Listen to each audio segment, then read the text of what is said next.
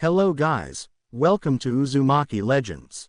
In this video we will see, what if Naruto saved Kurenai and she fell in love with him? Naruto x Kurenai, Part 2. If you enjoy these kinds of fanfics, please hit the like button and subscribe the channel for more fanfics like this.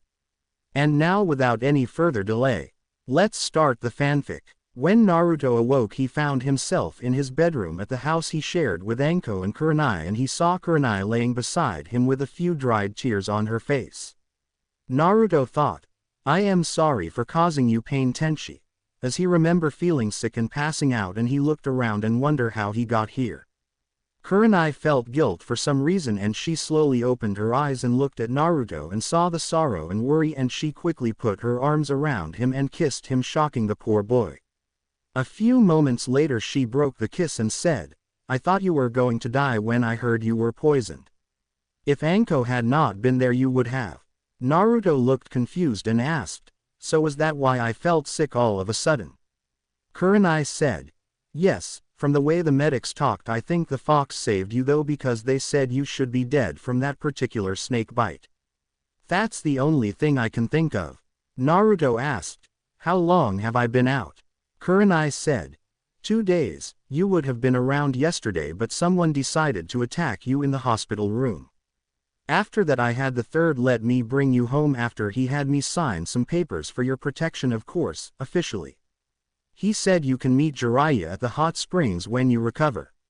Naruto nods and said, did you stop the attack at the hospital? Kurenai looked down and said, actually Kiba did.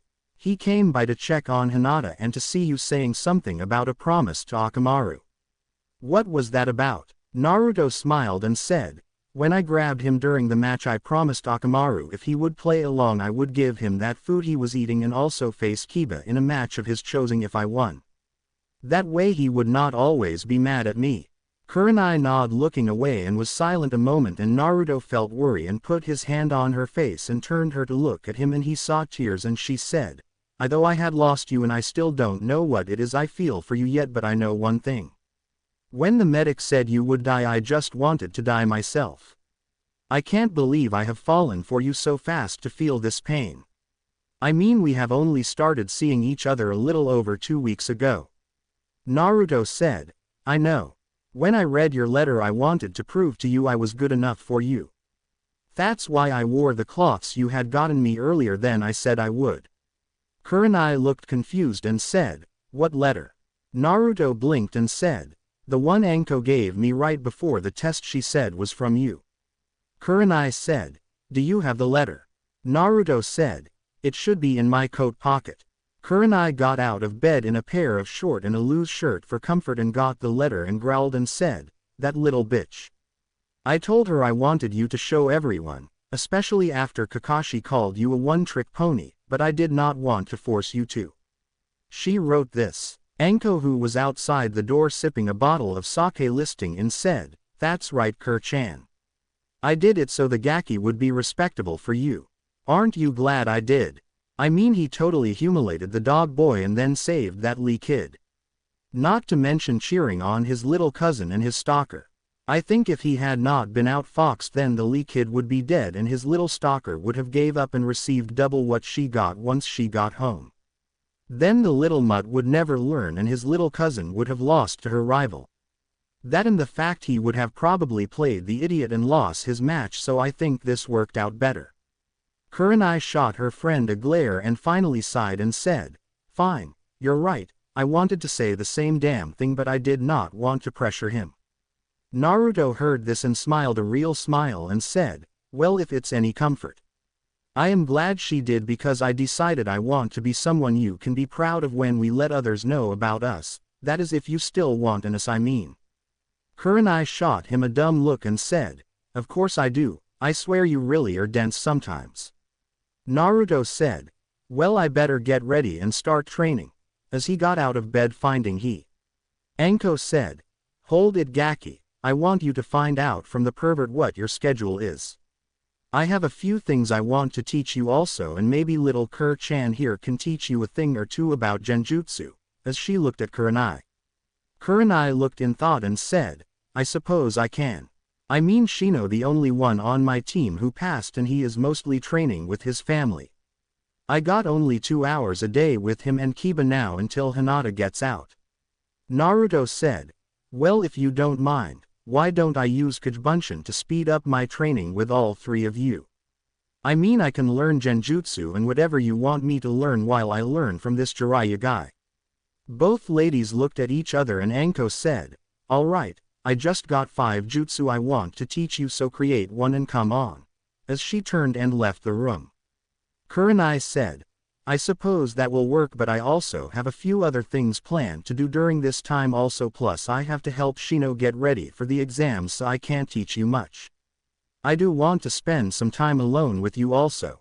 I think it's time we had a special dinner, just you and me. How does that sound? Naruto said.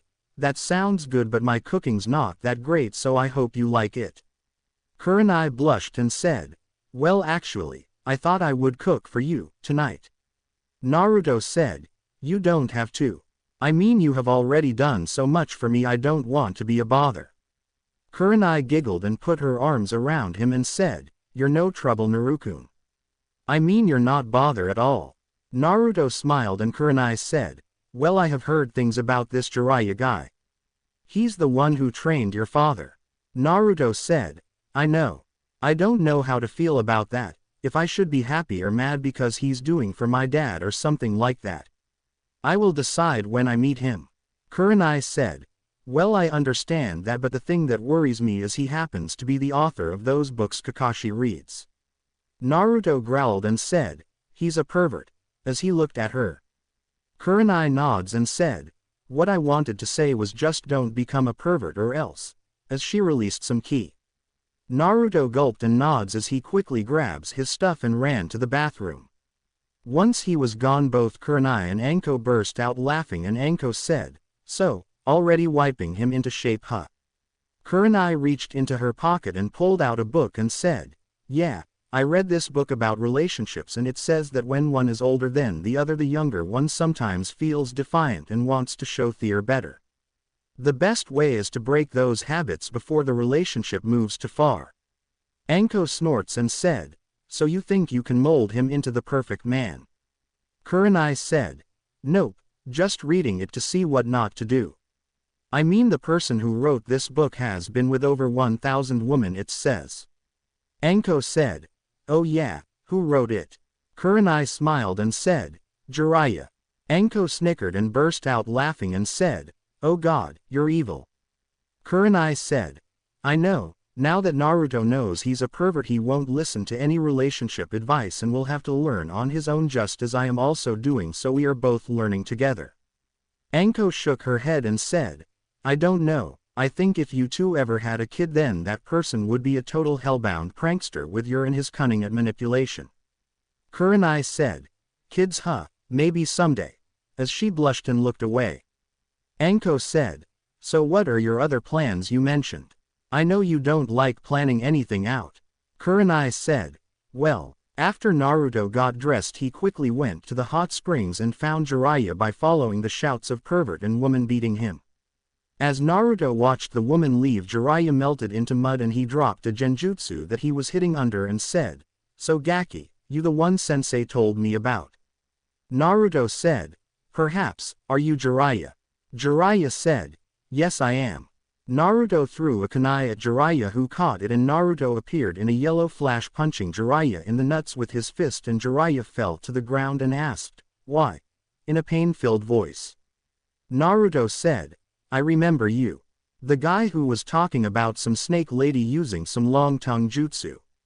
I remember you also groping me when I used my sexy no jutsu back then.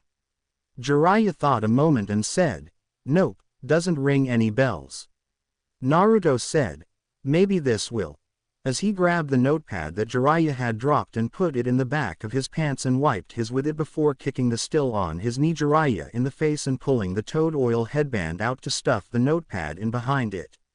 Jiraiya quickly got up and grabbed Naruto by the ankle and threw him onto the water, but Naruto stood on top of it as he landed instead of sinking.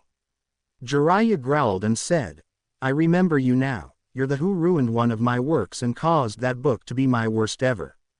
Naruto said. Good, then I think we agree, you don't like me and I don't like you. So what do you want to do? Tell the old man to find me someone else or what Sanin? Jiraiya smiled evilly and said, no kid, you're going to learn from me. The first thing you are going to learn is taijutsu. As he appeared behind Naruto and punched him only for Naruto to go up in smoke. Jiraiya looked around when a voice from behind said, Konoha's secret taijutsu, 1000 years of death. As Jiraiya was sent flying into the air only to dissolve into water. Naruto, who appeared from his cloak of invisibility, was suddenly kicked in the back and flew into the water in front of him face first, making him jump out holding his face that was now red. Naruto pulled out a kunai and threw it at Jiraiya, who grabbed it and threw it all at one time straight up, and Naruto said, shit, as he disappeared in a yellow flash and appeared around 200 feet in the air only for a water dragon to hit him as he started to fall. When Naruto finally made it to shore after landing in the water half drowned, he was completely covered in red from light burns and asked, how did you know? Jiraiya said, I knew your old man when he was creating that jutsu, so I know how to counter it. A throwed one is one you're automatically committed to. Once you threw it, I knew you only had 20 seconds at most before you had to instantly jump with it, so when I caught it I simply threw it as high as I could straight up. Anyone who never faced your father would have been caught by yours use, but a seasoned vet like me can use it against you. You surprised me on the first time, considering you used a standard kunai instead of the tri-pronged kunais your dad did, but after I figured that out you're easy to beat. Also I could detect when you used the Kujubunshin and replaced yourself with it. I must say that was impressive improvisation, but you still lack experience and support skills. Naruto nods and said, so are you going to teach me or not, because I got someone else who wants to teach me also. Jiraiya said, really? Who? As he looked at Naruto. Naruto said, Anko. Jiraiya nods and said, she probably wants to know the Schedule 1 plan to train you also, right? Naruto just nods and Jiraiya said, alright, I will train you from noon until I don't feel like it any longer. You will meet me here every day and we will go from there.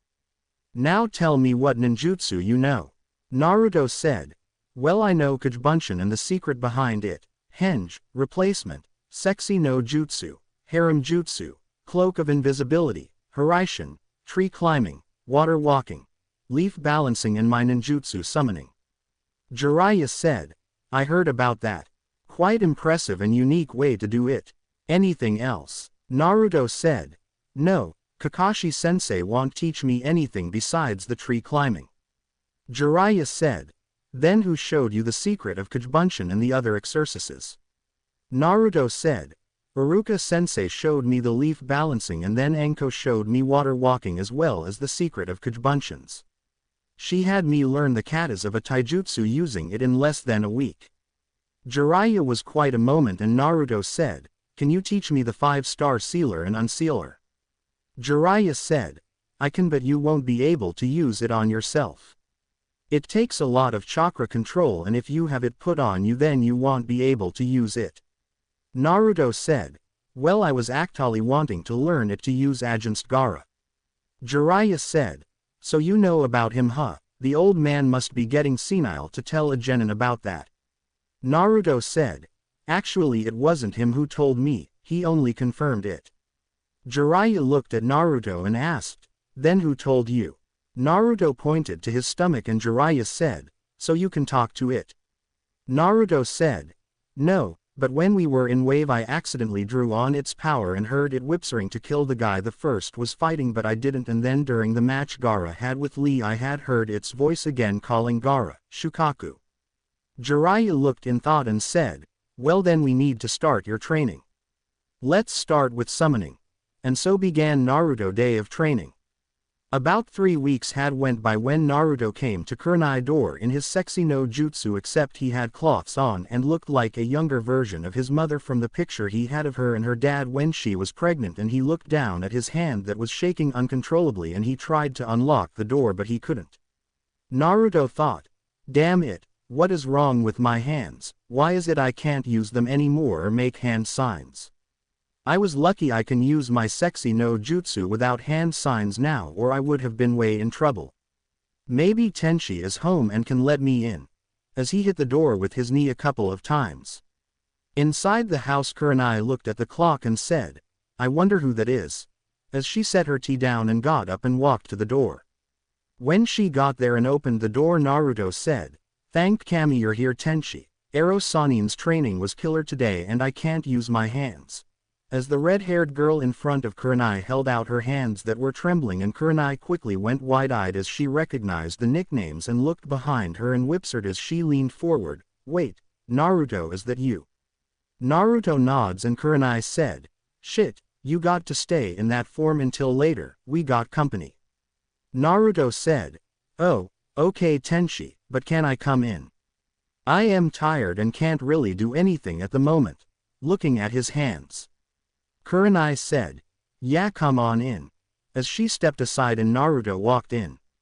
As Naruto walked into the room, he was surprised to see Hinata, Ino, Tenten and Sakura here, and from this point until I say otherwise I will be calling Naruto in female terms since he is in female form right now. Ino said, Hello, who are you? Kurenai came in and said, Oh, this is. Naruto said, My name is Kushina, I am one of Kurenai roommates. Kurenai smiled and nods, and Sakura asked, If you're roommates, why did you not just let yourself in? Kushina, as Naruto was going by now, said, Because I can't use my hands at the moment. I overtrained today, as you can see. Holding her hands up that were trembling. All the girls looked at her and Tenten asked, Are you a ninja? Kushina said, Yes, a genin, why? Sakura said, Well, we just was wondering since you said you were training, and how old are you? I mean, you don't look any older than us. Kushina said, 14 going to be 15 soon.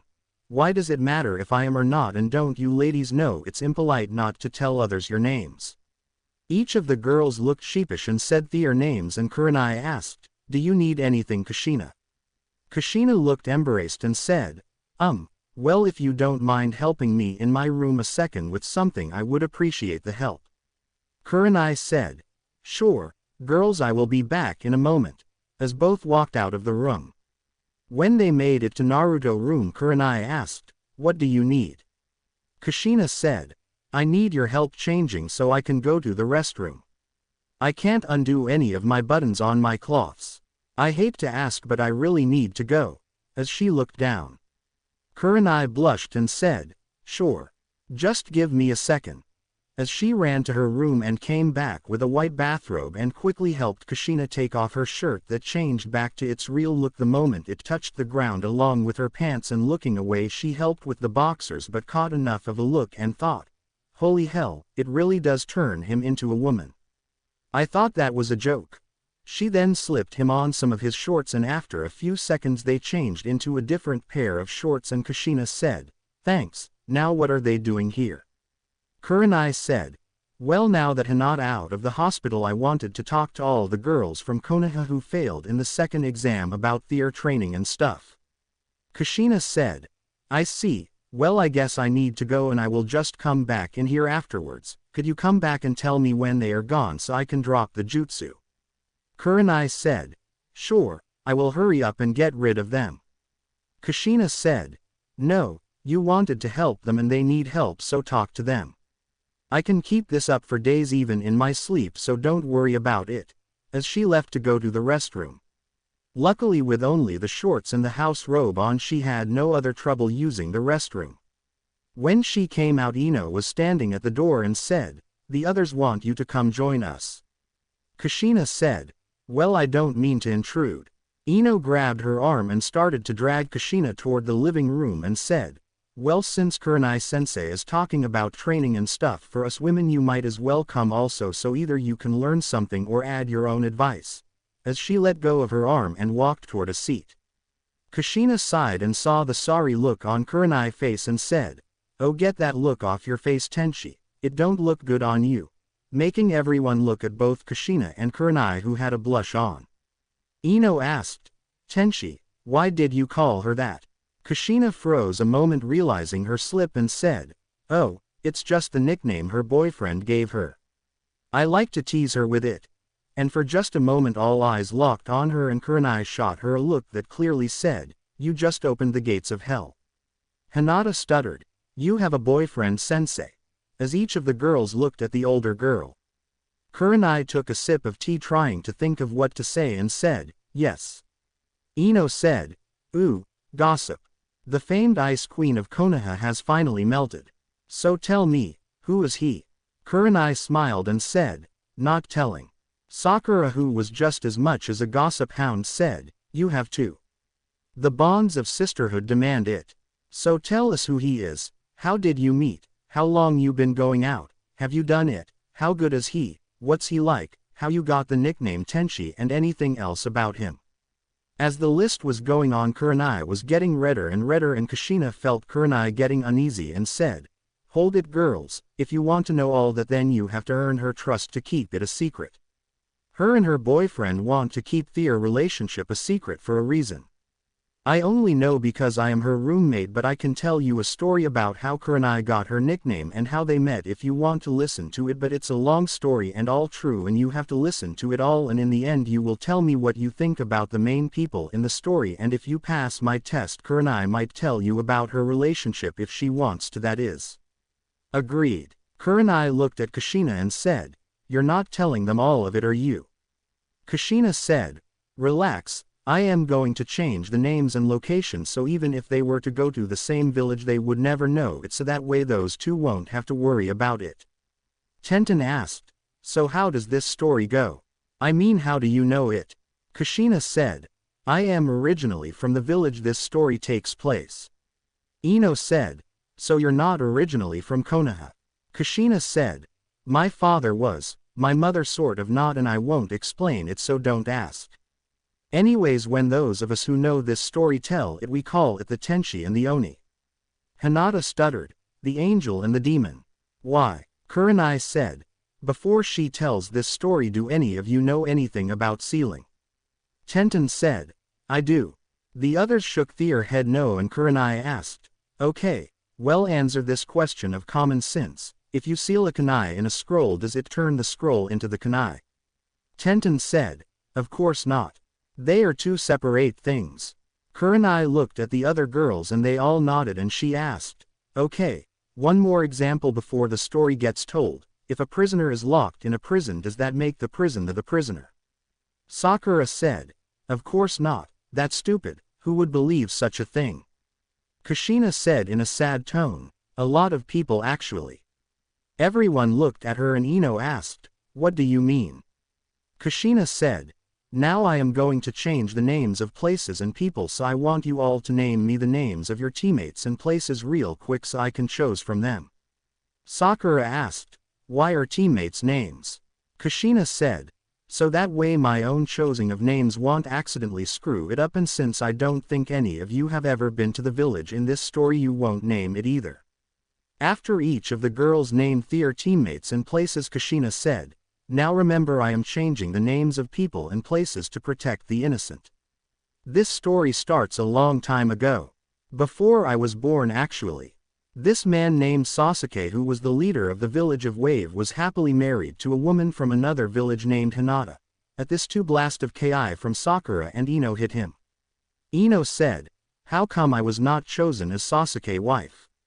Sakura said, "No, me." Kushina blasted both with ki, freezing them, and said, "Because of that reason right there. Answer me this question, girls. Do you want to know why Sasuke never has accepted any dates from any of you girls?" Everyone was looking at him, and Sakura said, "Because he is waiting until he kills a certain man." Kushina slapped her own head and said, "I swear by all that is created, fangirls are God's judgment on people." Getting looks from everyone, and after calming down, Kushina said, "All right, girls, here is a little information you all are too blind to notice.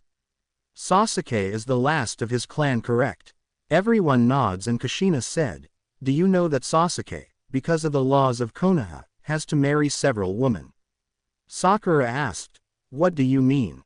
Kushina said, "Simple. When a clan or someone with a bloodline is nearly out of people who carry their name or bloodline, then they have to have a harem because of the clan resurrection laws, Sasuke knows this and you know why he has never told you all about it. The reason why you Sakura and you Ino had to throw your friendship away when you were younger, making both girls look sheepish in a way. Kushina said, it's because Sasuke likes to see people hurt other people. Sakura said, that's not true. Kushina blasted her with ki, making her and Ino shut up, and said, really? Then answer me this. With over 300 women chasing after him to be with him, all willing to do anything to make him happy, and would even be willing to share him, then why would he just sit there and watch as you fight each other every day and never put an end to it by saying he can have multiple wives and lovers to save you all emotional and physical pain? If he actually gave a damn about any of you, then he would have stood up and saved you, but no, he just sits back, smirks, and waits for you to act like little playthings where he can just say, Sakura, kill Ino, and for his love you would actually do it, and you Ino would do the same thing. Never mind, you both were once like sister, who needs sister when their pecker to be had huh? You know what? I bet if you asked Sasuke what his favorite mission was, you know what he would say. Capture Tora. Why, you ask? Simple, it's the only piece of he meets that he actually has to chase it. Kurenai, who saw both girls get embraced and mad, and said, that's enough, Kushina. I know how you feel about this because of how things were for your relative, but I don't think these girls would listen to your views, even if they were right. Kushina sighed and closed her eyes and said, forgive me girls, it's just my cousin is a fangirl and I have seen the guy she loves actually punch her in the face before and walked away never looking back, and she has actually crawled on her hands and knees for this guy and he still treats her as trash. When I see the same thing happening because of Sasuke, it just makes my blood boil. Everyone was quite a few moments, and Kushina said, well anyways, as I said before, this guy named Sasuke who married this girl named Hinata were happily married and were expecting a child. They had hid their relationship from all but their closest friends because Sasuke had a lot of enemies and he was afraid they would hurt Hinata to get to him. Anyways, the day their son Naruto. Sakura snickered and said, Naruto, why are you making him the son? Kushina said, oh, I figure it's because back before Sasuke family was killed, Sasuke and Naruto were best friends. Both Ino and Sakura looked at each other and Ino asked, are you sure? Kushina said, yes, he even had dinner with Sasuke and his older brother Itachi. In fact, one of the 3 reasons why Naruto and Sasuke don't care for each other now is because of Itachi. Kurenai said, really? I didn't know that. Kushina said, yeah, Naruto could not believe that Itachi would just kill his whole clan for no reason but to test his power, and said that he must have done it for another reason and must have had help. I mean, how could one man actually kill over 200 people and most of them trained ninja with more experience than him in less than a few hours without alerting the village Anbu of it? Naruto thinks someone else did it and Itachi told Sasuke he did it so Sasuke would not be stupid and go after the real killers of their clan while Itachi tried to track them down, or maybe the Uchiha had done something truly evil and the third had them all killed and Itachi took the blame under orders to protect Sasuke. I mean, the Uchiha had a lot of skeletons in their closet they tried to hide, and they also had a lot of enemies who could use a henge to fool Sasuke. I mean, he did not have his Sharingan then and was just barely an academy student. Why could not a Junin henge to look like Itachi and frame him? Hell, at one time people actually thought it was the Hyuga who killed them, and then Itachi took the blame so they would spare Sasuke. Anyways, back to what I was saying. Sasuke believes Itachi just killed them on a whim and never tried to look underneath to see the real reason, and Naruto believes that maybe Itachi had a reason or he might be innocent. Everyone looked at Kushina and she said, well anyways, let's get back to the story. Now, as I was saying, Sasuke and Hinata had a little boy named Naruto and they should have had a happy life together, but the day Naruto was born a terrible demon attacked the village of Wave and were killing all of their people. Ino said, sounds like the Kyuubi attack on Konoha. Kushina said, you do know there are lots of demons in the world and a lot of villages have been attacked by them in the past, so don't assume things until you have all the information. Ino looked sheepish and Kushina said, Anyways, Sasuke, being the leader of the village, felt it was his duty to save the villagers, so he found an ancient jutsu, and since he was a seal master he discovered a way to stop the demon and eventually kill it, but it would cost him his life. He was unhappy about this but knew it had to be done to save his son. He was also sad because his wife Hinata died during labor, so he knew that his choice was going to make his son an orphan. Anyways, Sasuke told the person he chose to take over after him as the leader of the village the truth about what he was going to do and also about his son whose life was about to be cursed by saving the village. You see, to kill the demon using the jutsu he found, he would have to summon the shinigami who would aid in the sealing and then seal it into a newborn baby, making each of the girls gasp. Ino said, "He didn't." Kushina looked down and said, "Yes, he did." Tenten said, "So he sealed the demon inside his own son." Kushina said, "Yes, he was such a noble person that he could not ask any other family to sacrifice their child to become the living prison of the demon, so he chose his own son, and using the jutsu and sealing he sealed the demon in the baby so that as Naruto grew up he would slowly take the power of the demon away and kill the demon so it would never escape again, and when Naruto died the demon would also die. He had asked the man who took over for him to have the people see the boy as the hero he was. Sakura had gone quiet during this and Ino asked, "So he grew up as the hero, everyone worshipped him, right?" Kushina and Kurenai snorted and Kushina said, "No, in fact when the new leader, Kiba, told the truth about the baby beside the fact they tried to kill Naruto several times.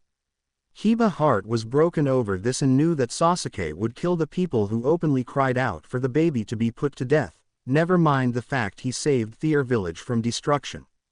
Anyways, Kiba wanted little Naruto to have a normal life as best as he could. He put him in the orphanage and passed a law that said if anyone told the younger generation about the truth or the law they would either be arrested or executed. This did not stop the hate either. As the boy grew up he was abused in every way you can imagine. The parents of the children who came later also found a way to get around the law.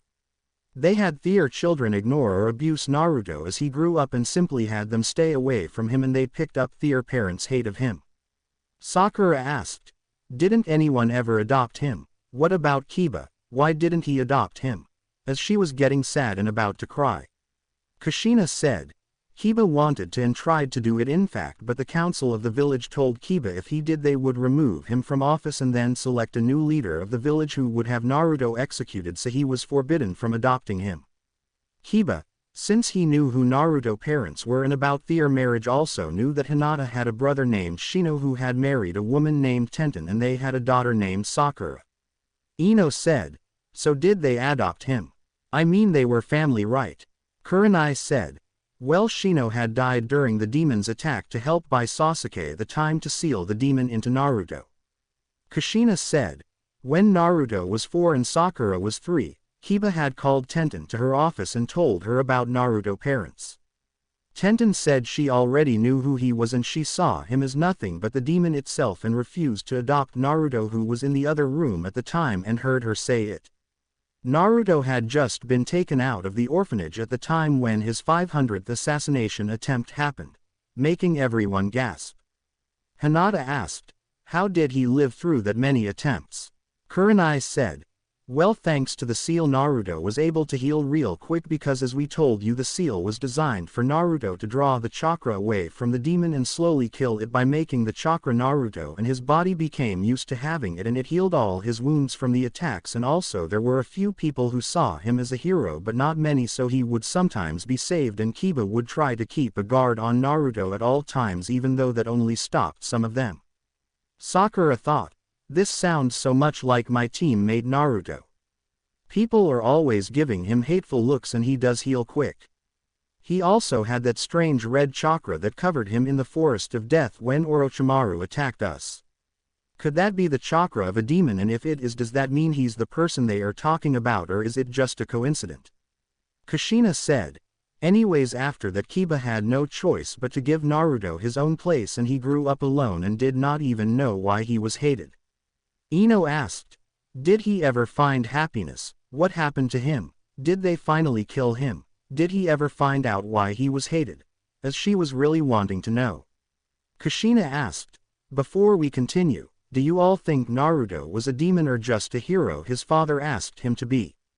I mean honestly, what do you all think? Tenten said. Like I said, a kunai is not the scroll, it is sealed it.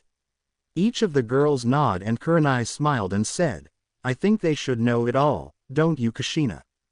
Kushina got a playful look in her eyes and said in an uncertain kind of voice, perhaps, but I don't know. I mean the rest of the story is a roller coaster of events. I mean, I don't want Naruto to hate us if he ever met the girls here someday, especially with what happens in the story. I mean, should I tell the girls here if he could trust those that were younger than him? How they thought of him after finding out the creature that killed some of their parents and family was sealed in someone they went to school with, worked with, or if Sakura and Naruto had a form of friendship, or does Naruto ever tell Sakura he was her cousin or that she had a bloodline? I just wonder if we should just stop because this was not our story to tell, and your nickname Tenchi came from this story because you and your boyfriend have a unique relationship similar to that of Naruto and another person. Sakura said. No, we wouldn't see him any different. I mean it. As she looked at Kushina. Ino said. Yeah, I mean come on. We're smart enough to tell the difference. Wanting to know the rest of the story. Tenten said. I know the difference because I know sealing. Tell us what happens, please. Hinata said in a stuttery voice. Sensei, please tell us. Kushina said. I will tell you the rest of the story, but not today. Making each of the girls faceplant. Ino said. Why damn it. Kushina said. Simple Ino. Tenchi here asked you all over to talk to you about your training, and I am tired from my own training, and you all need to think over what you heard already so you can ask better questions next time, so I can tell you more about Naruto, Sakura, and the other people in this story. Well, I am going to lay down. As she got up and left the room. Once she was gone, all the girls looked at Kurenai and she said, well, sorry girls. You have to wait, but think over what you really think about Naruto. I mean, you all say now you don't think he is a demon, but make sure, because if you ever meet him in real life it could mean a good friend or a powerful enemy for you. Well, it's late, so why don't we call it a night? Each of them groaned and looked at the clock and saw it was 7 p.m. and got up and left except Hinata. Hinata said after they left in a stuttery voice, Sensei, can I talk to you in the kitchen? Kurenai nods and walks into the kitchen. When they got in the kitchen, Kurenai turned around and received a slap across the face and heard, you bitch, you took him from me. As Kurenai held her face. Kushina ran into the room when she heard the slap and the shout, and Kushina asked, what's going on? Kurenai said, I don't know. Hinata, why did you attack me? Hinata, who was red, said, I know about the Kyuubi in Naruto-kun, I can figure out what you both are saying. You stole Naruto-kun from me. As she looked at Kushina with her bloodline active and said, I know it's you Naruto-kun, in an angry voice with no stutter. Kurenai said, what the hell are you talking about, Hinata? Hinata said, I have known the truth about Naruto since we were younger, that's why I looked up to him in the academy. He would ignore all the hateful looks he received and kept on trying. Even when people threw rocks at him, or beat him, or refused to let him into their stores. Kurenai sensei, you took him from me, you bitch, you knew I liked him and all, and you betrayed me. Kushina said, enough. Making both freeze as she unleashed ki. As both were panting, Kushina sighed, putting her hands in a seal several times before she was able to release the jutsu as she was covered in smoke and changed to him, and he said, Hinata, Kurenai did not take me from you. You keep going on and on about how you want me to be with you, and even when you were told that I just wanted friends with you, you ignored my wishes and only looked after what you thought. I tried to tell you that I did not like you that way because I honestly don't know how to be anything other than a friend. I grew up hated and abused, and most of the times when people were nice to me it was just so they could try and poison me or lure me into traps. I respect you as a friend, but my heart never held more than that for you. Hinata said, no, you're wrong Naruto-kun, you have feeling for me, but this homewrecker made you forget them. Kurenai said, enough Hinata. She was stopped when Naruto put his hand on her shoulder. Naruto sighed and said, Hinata, You want to know why I never had feeling other than a friend for you. I will tell you. Since I knew you were untouchable, I never let myself fall for you back when we were younger. That is why I never wanted anything other than friends, because I have already been hurt enough in my life. Why hurt myself more when you're already engaged to be married to someone else? Making Kurenai look at him. Hinata said, but I don't love him. Naruto said, I know Hinata. I was his best friend and I know how big of a jackass he is now, but no matter what you or I say or do, there is nothing either of us can do about it, so why put ourselves through years of pain and hardship? We can be friends, and if you ever need a shoulder to cry on, I am there for you, but we can never be more than that. That was why I never let there be an as Hinata. It's why I found someone who has taken the time to show me happiness. Can't you let this crush go and accept my friendship, or are you going to ruin the chance we have for it? Kurenai asked. Wait, do you mean she's engaged to Sasuke? Naruto said, yes, she is. They both have been engaged since before they were born, thanks to an agreement between both clans to hopefully end the rivalry between them. I knew about it because I heard Itachi and Sasuke talking about it once.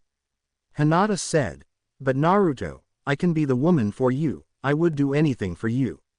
I can change for you. As she was pleading with emotion in her voice. Naruto closed his eyes and sighed and said, Hinata, I don't want someone who will change to make me happy.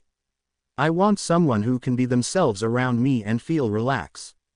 Kurenai and I have just recently started to see each other, and we don't know what it is we feel for each other, but we do know we like what we feel and want to experience it more. Please don't make me hurt one of the only friends I have or the woman I have come to care for. Please accept my friendship for you and leave it at that. Please. Hinata was crying and she looked away from Naruto and Kurenai, and after several minutes of crying she said, all right.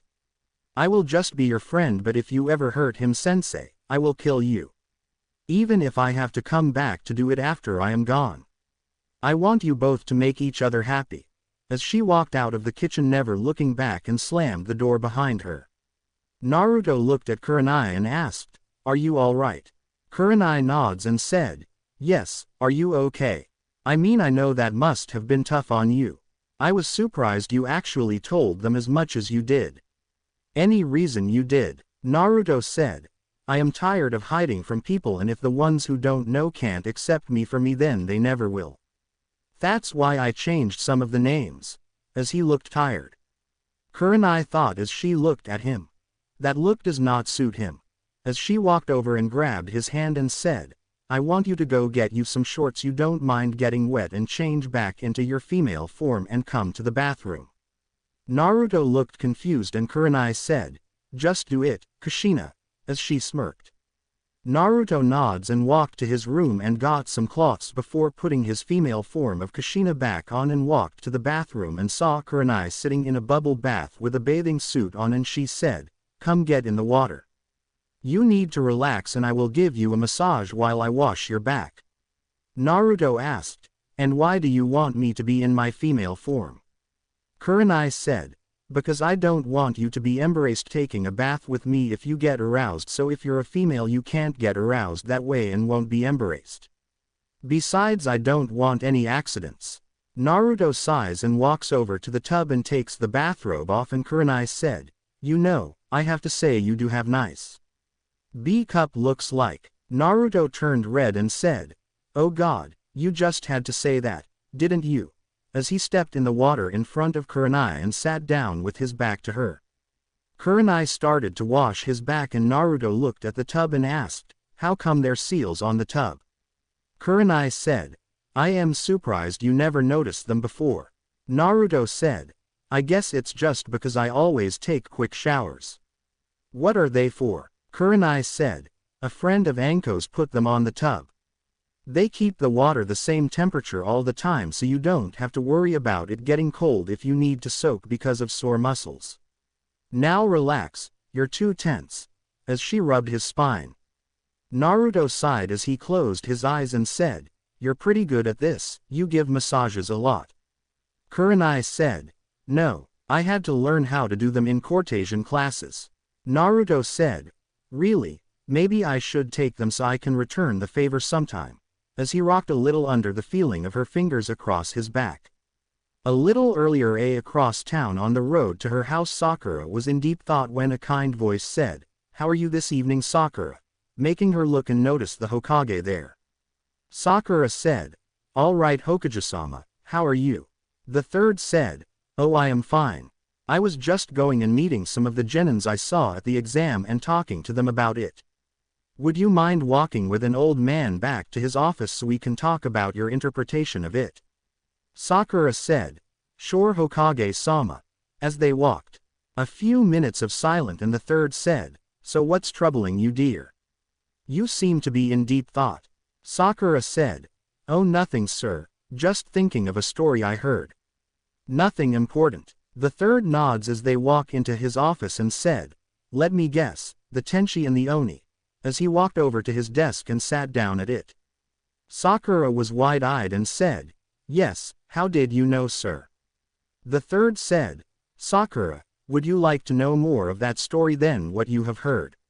Sakura got excited and said, "Yes sir, I would."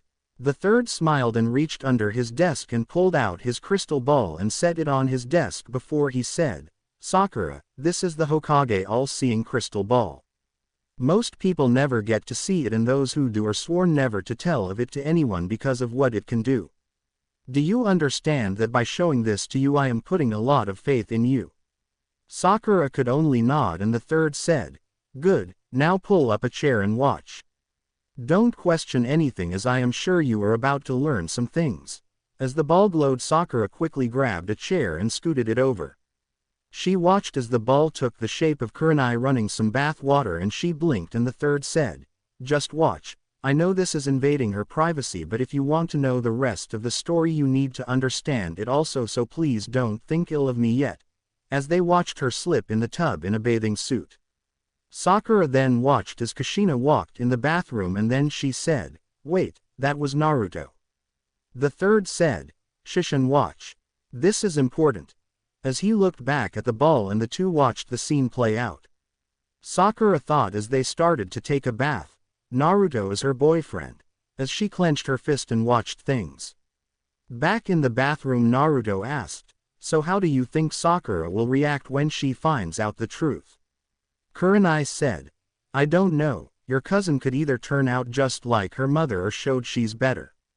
I wish I could tell you but I don't know her good enough to guess." Naruto nods and Kurenai said, "So do you plan to tell her about her bloodline?" Naruto sighed and said, "Maybe, I mean if I do I will have to tell her how I know about it and if I do then she could be like her mom. That's why I stopped the story. I know they all said they would accept me but if they find out that I was the baby then they may turn out like most of the village. I don't want to lose what little respect and friends I do have." Kurenai smiled as she saw his shoulder sag a little with him relaxing and said, "So what exactly is her bloodline? I mean you never did tell me." Naruto looked at her and asked, "Why?" Kurenai blushed and said, "Well, if things work out between us and we have any children we will have to tell them about it if any are girls." Naruto blushed also and said, "Well that's down the road but I guess I can tell you just in case. Mom's notes said it was called the Vanity doppelganger. I don't know a lot about it but I do know it only shows up in the females of the Uzumaki family. I don't know what causes it but to activate the actual bloodline part of it the girls have to go against their inner self." Kurenai asked, "Inner self? What do you mean?" Naruto said, "Remember how Sakura kicked Ino out of her head when I called to her? The reason is her inner self hates me, probably from the hate her mom has for me but anyways when I called to Sakura, her inner self took control and kicked Ino out. I knew she would have lost otherwise and I wanted to give her help when I could. That's why I cheered her. It's like a split personality inside of her." Kurenai said, "So that's why she sometimes seems like two different people." Naruto nods and said, "Yeah, the men in the Uzumaki family don't get it but we can see when it takes over. It looks scary as hell, even Kyuubi's not as scary as inner Sakura and trust me, I have seen both." Back inside the tower Sakura hears her inner self say, "I will show that little blonde bastard who's scary." You think that fox is a demon? Wait till I get my hands on you, you little blonde bastard. Kurenai asked. So what exactly does the inner do? Naruto said. Other than annoy the girl, nothing, but if the girl gets rid of it, then they get one of several possible advantages. Either they will get physically stronger like Rock Lee strong, or get a chakra boost like me versus Lee in chakra only, or get a speed boost where they will go from civilian speed to Junin speed overnight, and whichever they get will cause their body to change. There are other possibilities since my mom's notes were only in her diary she left me. Kurenai looked interested and asked, what do you mean by body changes? Naruto blushed and said, according to my mother, you can tell how much chakra a woman has by how big her are. The bigger the more chakra they have. If an Uzumaki female gets rid of her inner self and they get the massive chakra boost, then it would be like mom said her grandmother was, who went from an A- cup to a double E cup in chakra. Each girl is different in what they get, how their bodies will change, and how to get rid of their inner self. You never know which will happen until they actually get rid of their inner self. Kurenai nods and said, so how exactly do they get rid of it? Naruto said, well, they have to go against their inner self and make them want to leave. I mean, they literally have to find things their inner self does not want to do and then do them. Each girl is different, so all I know is what my mom did to get rid of hers. It is actually kind of funny.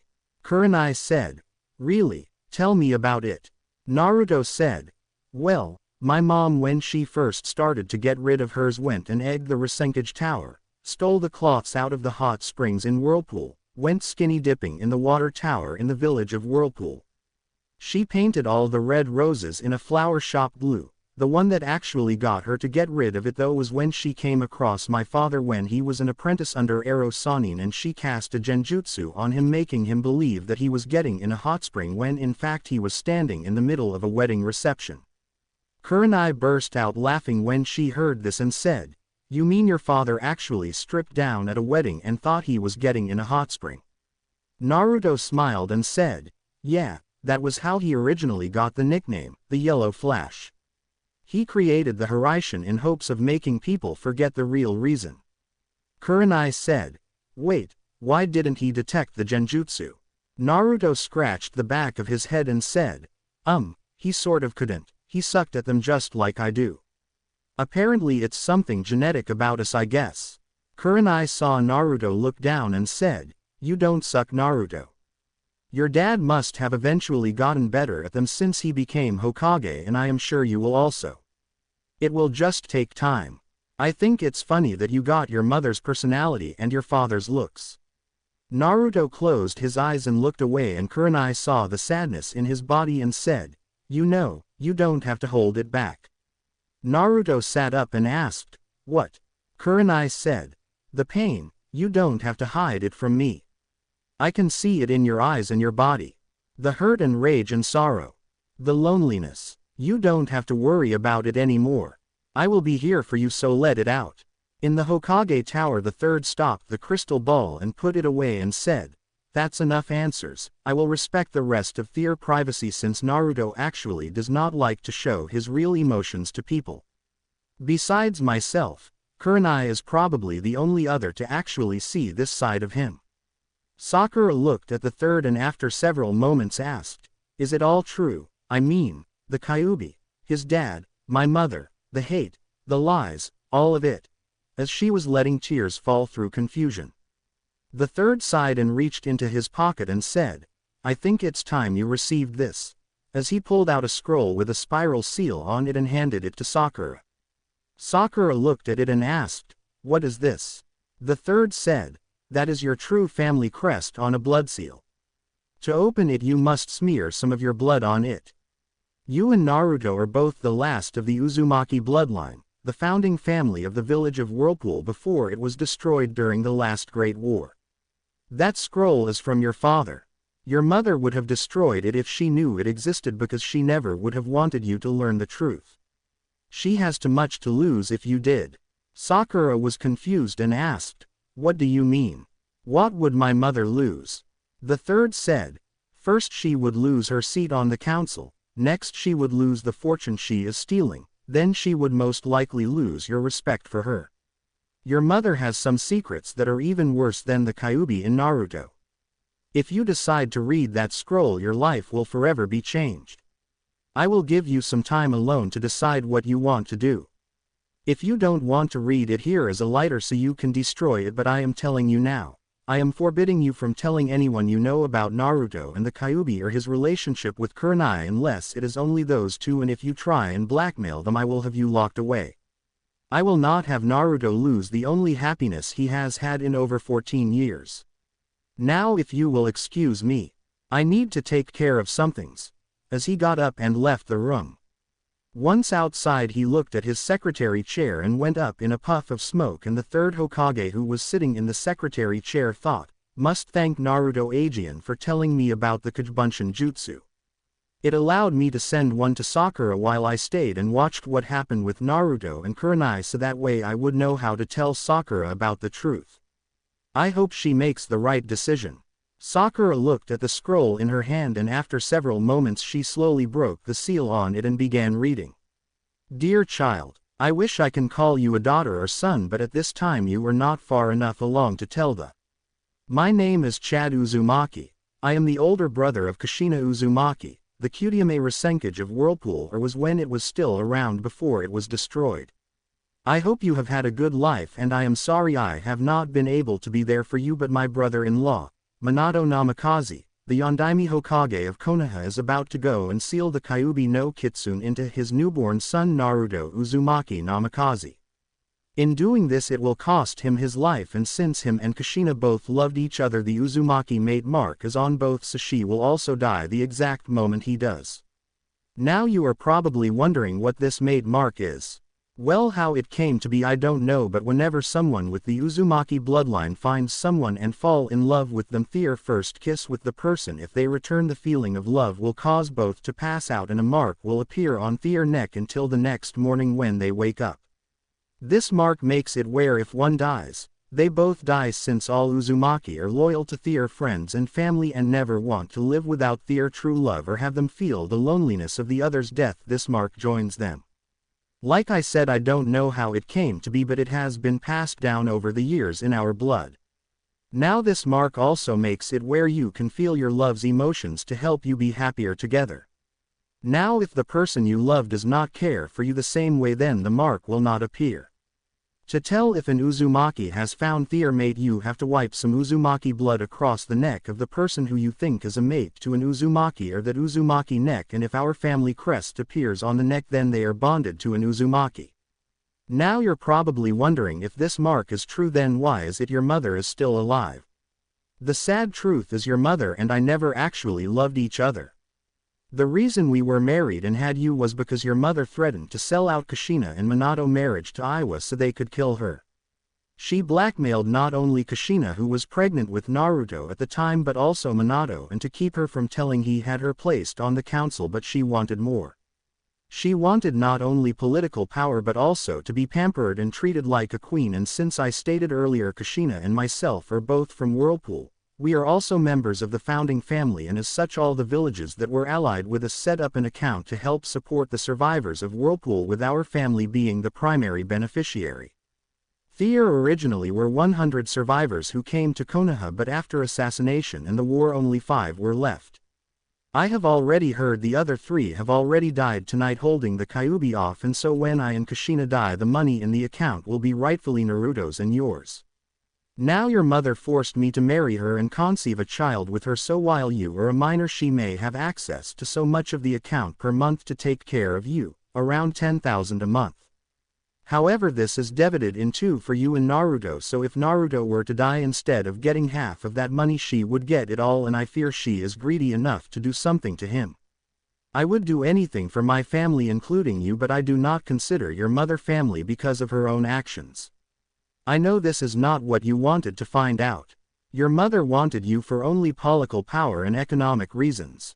Should you become an adult in the village, you would automatically get her council seat also, and by right Naruto will be getting the Namikaze seat once he is strong enough to fight his father's enemies. I asked the third since he will be taking over after Minato passes away to ensure you receive this scroll when you learn not only the truth about Naruto being the jailer of the Kyuubi but also when you are considered an adult of the village, and if you are a ninja then that means when you become a genin. I know your mother will probably try and keep you away from it so she can suck that fortune for longer. I want you to know, whether I care for your mother or not does not matter. I would have loved to see you grow up and care for you, and I know I would have loved you, my child. I want you to know I am proud of you, and please continue our family tradition, be loyal to those you consider family and friends, and don't let fear of the unknown stop you.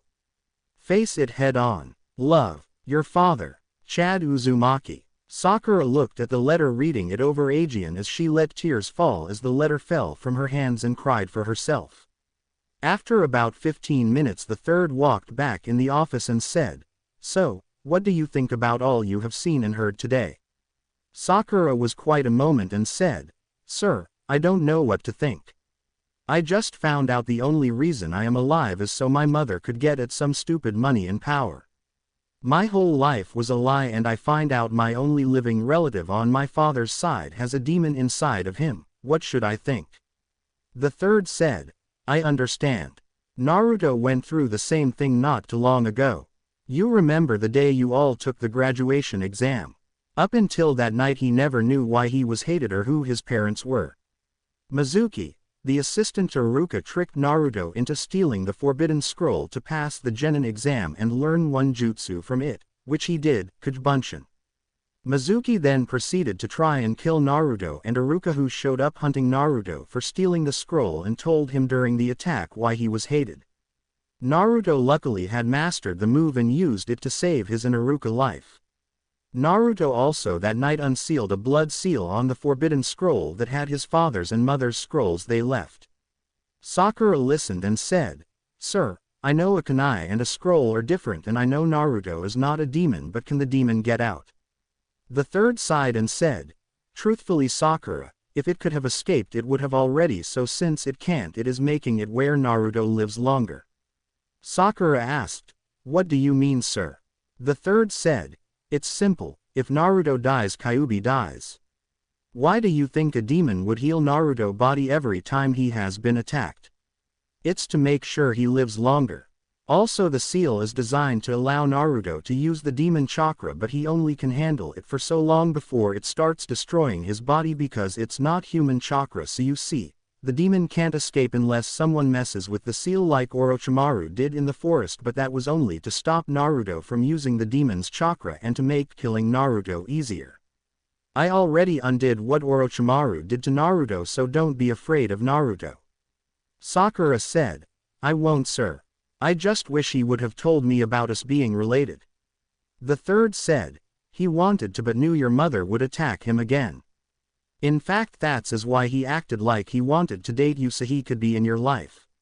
Sakura thought it over a few moments and said, "I think I understand, sir. So how long have Naruto and Kurenai been together, and do they have that mark thing my dad mentioned?" As her gossiping side came out. The third chuckled and said, "You want to know a little secret that only myself knows?" Sakura's eyes gleamed and the third reached into his drawer and after a few moments pulled out a scroll and tossed it to Sakura and said, "People need to stop trusting an old man." As Sakura began reading it and went wide-eyed. She gaped and said, "You mean that?" The third nods and said, "Yeep. Now to answer your question, they do have that mark but they don't know about it. Since they passed out they never saw the mark. The only ones who knew about the mark on them are Anko and Iruka and the two of us. If you want to tell them, go ahead, but do it discreetly, and I would suggest talking to Kurenai first. Naruto is not emotionally stable yet." Sakura looked at him and asked, "What do you mean, sir?" The third said, "Do you remember the wave mission?" Sakura nods and the third said, "When you, Sasuke, and Kakashi went to the bridge, Naruto started to come once he woke up. On his way to the bridge he saw signs of people heading back toward the client's home, so he went back. He found two mercs ready to kill the client's grandson and had the daughter prisoner. Naruto fought them and killed them to save the client's family." Sakura went wide-eyed and said, "But he never told any of us." The third looked down and covered his eyes with the hat and said, he tried to tell Kakashi, but every time Naruto tried to get to him to talk privately about it, Kakashi would push him away to focus on Sasuke. It's why I am thinking of removing Kakashi as your team's sensei after the exam. Naruto was scared about it because he had to use the Kyuubi chakra to save himself and Sasuke from that girl they were fighting, and he could not talk to you or Sasuke about it because neither of you knew about the Kyuubi or what it's like to kill. When he returned he was emotionally a wreck, but because his emotional mask he wears all the time is so good none of you picked it up. I did, and I talked to him, and as he was leaving Kurenai picked it up also. I won't tell you anything else about it though. You want answer, you will have to talk to them. I don't want you telling anyone about what you have heard about Naruto and Kurenai. I think I have kept you late enough anyways, and I am sure you have a lot to think about. Sakura nods and got up and left, taking her scroll and thinking over everything she heard. Across the village earlier, Hinata was walking thinking over what had happened earlier. She thought, Naruto-kun said that the only reason he never went after me was because he knew about my arranged marriage with Sasuke and my clan. If it was not for them I would be with him instead of her. Maybe there is still some time, but how do I change things? That's it. As she stopped and headed toward the hospital. Once she got there she grabbed a flower from the flowers in front of the hospital and went to the reception desk and said, "Excuse me miss, what room is the sound ninjaku in?" The receptionist looked and said, "Hello Hinata, back already? He is in room 213, why?" Hinata said in a stuttery voice, "Well, I met him during the exams and I wanted to give him a flower to get well soon." "Thank you." As she left toward the room. As she walked to the door she saw he was sleeping and slowly snuck into the room. She then placed the flower on the table and looked around the room finding Zaku cloths. She went through them until she found what she was looking for and quietly left the room. A shadow moved in the room and Zaku asked as he opened his eyes, "What was that tree hugger doing, Kabuto?" Kabuto said, "She put a flower on your table and took your hyate. Why, I don't know, but it's not important. Now as for you, Orochimaru has a use for you still." Zaku asked, "What? My arms are destroyed." Kabuto smiled and stabbed Zaku in the heart and said, "As a sacrifice of course."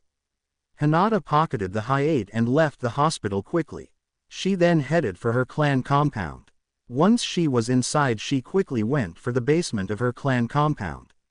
As heiress she knew things that others besides her father didn't, and one of them was the clan's security system in case their clan compound was ever attacked, and the branch members would hold off the attackers while the main branch escaped and then set off the security system that would blow the entire clan compound away, killing whoever was inside, thus ensuring the main branch lived on and their bloodline was secure. She walked into the room where the seal to activate the explosives was, and following the instructions her father had told her at a young age sent chakra into the seal for 45 minutes. After that she left the compound again. Hinata then walked toward the Uchiha district and she saw Kakashi sitting outside the door. Kakashi looked at her and said, "Hello Hinata, what are you doing here?" Hinata said in a stuttery voice, "My family asked me to deliver a message to Sasuke about our arranged marriage. It's important and can't wait." Kakashi said, "So you and Sasuke are arranged? I never knew that." Hinata looked down and said, "It was arranged before we were born." "May I speak with him?" Still stuttering. Kakashi nods and motions for the door and Hinata walks to it and knocks. A few moments later Sasuke opens the door and glares and Hinata said, "May I speak with you privately? I bring a message from my clan about our arranged marriage." Sasuke, HN, and stood aside and Hinata walked in. Sasuke then closed the door and said with his back to her, "What is it?" "I am busy," Hinata said with a little stutter. "My clan says that if you would agree to sire a child now that they will give you access to all of our jutsu and techniques that are specifically made to kill Uchihas, so you may go after your brother. They told me to come and offer myself to you and use a jutsu to ensure I will become pregnant. They said if I return without being pregnant then they declare you are breaking the contract and thus invoke the penalty agreed on by our clans and you will be branded a branch member of the Hyuga clan. Sasuke turned and looked at Hinata, who was now standing in front of him, and he said, I have no choice then. Come. As he walked toward the bedroom, Hinata followed slowly but looked at the clock and thought, 3 minutes to go. Hinata walked in and Sasuke closed the door and said, let's get this over with. I have things to do. As he reached for his shirt and started to pull it over his head. At that moment he stopped and coughed up blood, letting his shirt fall from his hand and look at Hinata, who had her palm on his chest, and he said, why? As he fell to his knees before falling to the floor dead. Hinata left the room and grabbed the hayate she had gotten earlier and was returning to the bedroom. Just then a huge explosion rocked all of Konoha, and Hinata walked back into the bedroom only to stop as she felt malice coming from beside her and saw Sasuke slowly standing up with black marks covering his body, and he pulled out a kunai and charged Hinata, who followed him with her bloodline, and sent another strike to his heart, destroying it, but Sasuke used the last of his strength to stab the kunai in her neck. As both fell to the floor, Hinata's last thoughts as a tear fell from her face was, take care of him for me, sensei. As she fell dead beside Sasuke, still holding the hayate. Kakashi, who was outside when the explosion hit, quickly went toward the way it came from when he felt the curse seal on Sasuke activate, so he quickly turned around and went back and discovered the scene of Sasuke and Hinata dead and saw Hinata holding something. When he looked at it, he narrowed his eyes and took it before shushing to the Hokage tower. When he arrived, he saw the third looking out the window and said, yes Kakashi, what is it? I have an emergency right now. Kakashi said, sir, the explosion was a distraction, sir, and I fell for it. The third immediately turned and said, what the hell do you mean a distraction? How can you say the destruction of the Hyuga clan was a distraction? As he slammed his fist into his desk. Kakashi showed the headband and said, Hinata and Sasuke have both been assassinated, sir, and Hinata was holding this in her hand, obviously taken from her attacker before he fled. I felt Sasuke use the curse seal and Hinata had a kunai in her neck, sir. The third narrowed his eyes and said, what was the cause of Sasuke's death, Kakashi? Kakashi said, I am not sure, sir. He had a black bruise over his chest like a, sir, I think it was a Gyuken strike to the heart. The third asked, what was Hinata doing there, Kakashi? Kakashi said, she came to discuss a matter her clan had about her arranged marriage to Sasuke, but he seemed to be busy with something, what I don't know, since I was allowing him privacy, and she was, sir, and Sasuke was without his shirt.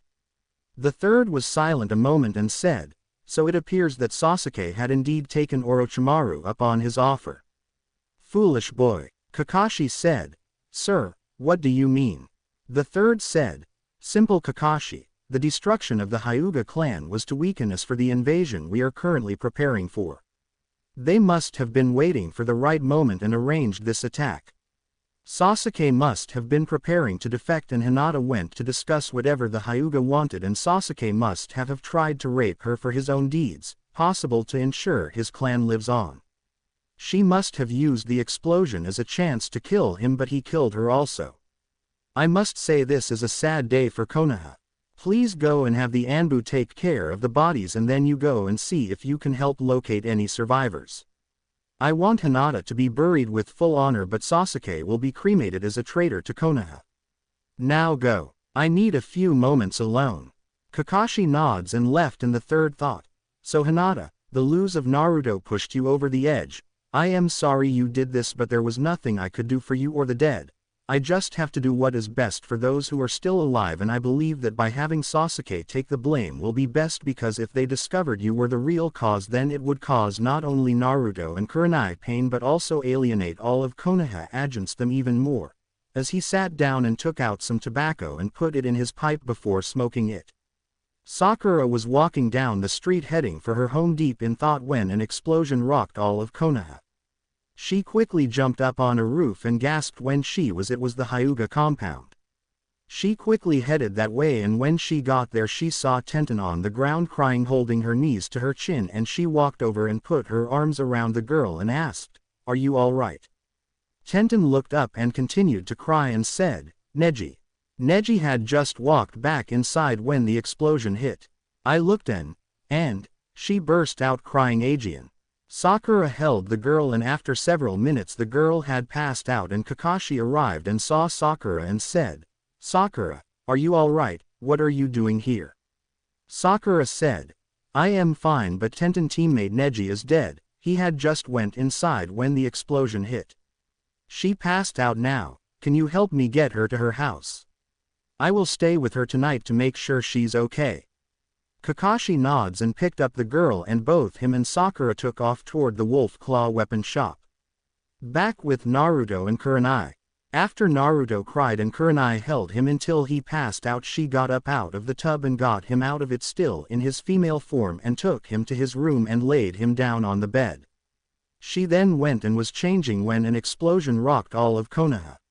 She went to check on Naruto and saw he was still out and thought, between all his training and emotional battle earlier, he needs some rest. Besides, someone might try and blame him for whatever that was. As she quickly started to leave. On her way by roof she saw Sakura and Tenten with Kakashi, and she veered over to them and Kakashi stopped and Kurenai asked, "What's going on, Kakashi?" Kakashi said, "The Hyuga compound has been destroyed. The Sandaime believes it was Orochimaru." Kurenai gasped and said, "Hinata, oh God, is she okay?" as she started to go toward the compound. Kakashi said, "Wait, Hinata was not there, Kurenai." Kurenai turned and said, "Well, where is she?" Kakashi sighed and said, "Dead." Kurenai had tears in her eyes and said, "How?" Kakashi glanced at Sakura and said, "Sasuke killed her," making both gasp. Sakura said, "But why? Why would he kill her?" Kakashi said, "Hinata came over to talk to Sasuke about something clan-related. When the explosion hit, I went to investigate it when I felt Sasuke use the cursed seal. When I got back, Hinata," as he tried to think what to say. Kurenai said, "Yes, Hinata what, Kakashi? Spit it out." Kakashi said, "It appears Sasuke was planning to defect from Konoha, but before he left he wanted to ensure his clan survived, so he." Kurenai's eyes went wide and gasped and said, "No, he didn't," as she fell to her knees.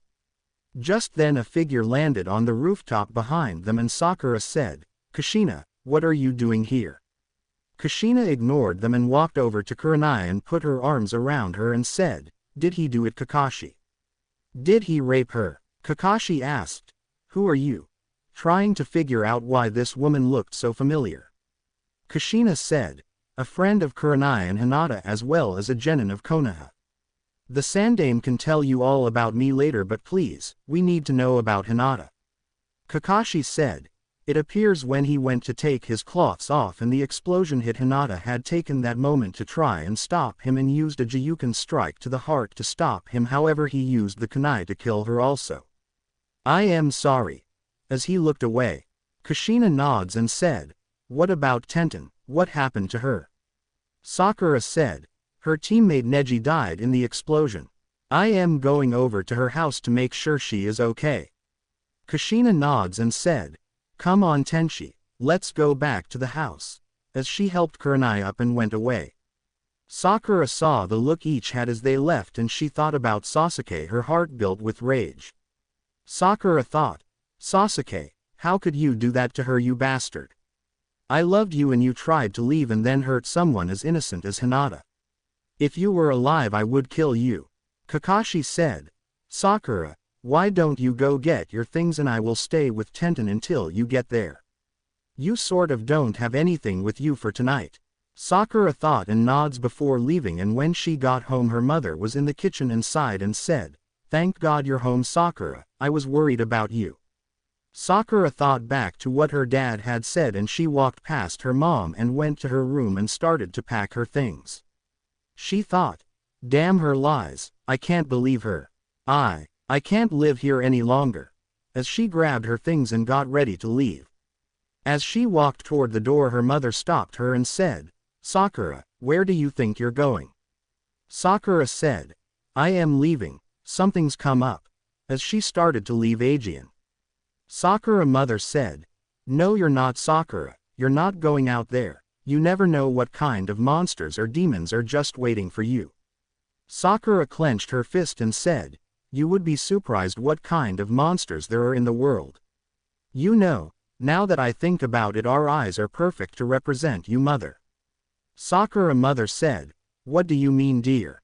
Sakura pulled out a stick of lipstick and walked to the mirror and drew a spiral and said, "I am disappointed in you, mother. To think, having a child just so you could get rich and have power." As she walked away from her stunned mother and out the door. Her mom thought, "Oh God, she knows. I admit at first I was that way, but I have changed. I do love her. How did she find out?" She then ran out of the house and saw Sakura up the street and ran to her and ran in front of her and said, "Wait, dear. How did you find out?" Sakura threw her father's scroll to her mother, who took it and read it thanks to the well-lighted streets and said, "Oh God, Sakura, please let me explain." Sakura said, "Explain what? That you refused to allow me to have my family because of some stupid fear, that you blackmailed the Hokage and his wife, threatening to sell out their family just to get political power, that you conceived a child only so you could steal a fortune from another country, and that you have passed your hate to me also so I would be fearful of my own blood." Her mother said, "Sakura, I admit I did do all that when I was younger and foolish. You have to understand that I was desperate back then. I had no job, no money. I was living with a friend and had to do things I never would speak of again just so I could survive. So when I found out about them and about your father, I needed a way to save myself, so I did what I had to. I know your father hated me and I know what I did was wrong, but had I not done it, then I would never have had a daughter like you or been able to take care of us like I have. I also know what I did to your cousin was wrong, and I actually don't see him that way, but you have to understand, if people found out the truth then they would have hurt you to get to him, and I couldn't have that, so I acted like they did so that way the Hokage would never ask me again. I am just thankful he never found out about it." Sakura said, "That's where you're wrong, mother. He was in the next room that day all those years ago and heard you say it all." As she looked at her mother, her mom said, "Oh God, Sakura, I am so sorry. I never wanted this to be like this. Please, don't leave me alone. I am not an evil woman. I admit I have made mistakes and I will do anything to correct them. Please don't hate me." Sakura looked up at the night sky and said, "Mom, I don't know what to think right now. So much shit has happened today, I don't know if I even care anymore. I find out my own teammate is my cousin, has a demon sealed in him, had an awful life, and that's just the tip of the iceberg. Then a little later I find out the man I thought I loved planned to leave Konoha, but not before trying to rape a friend of mine."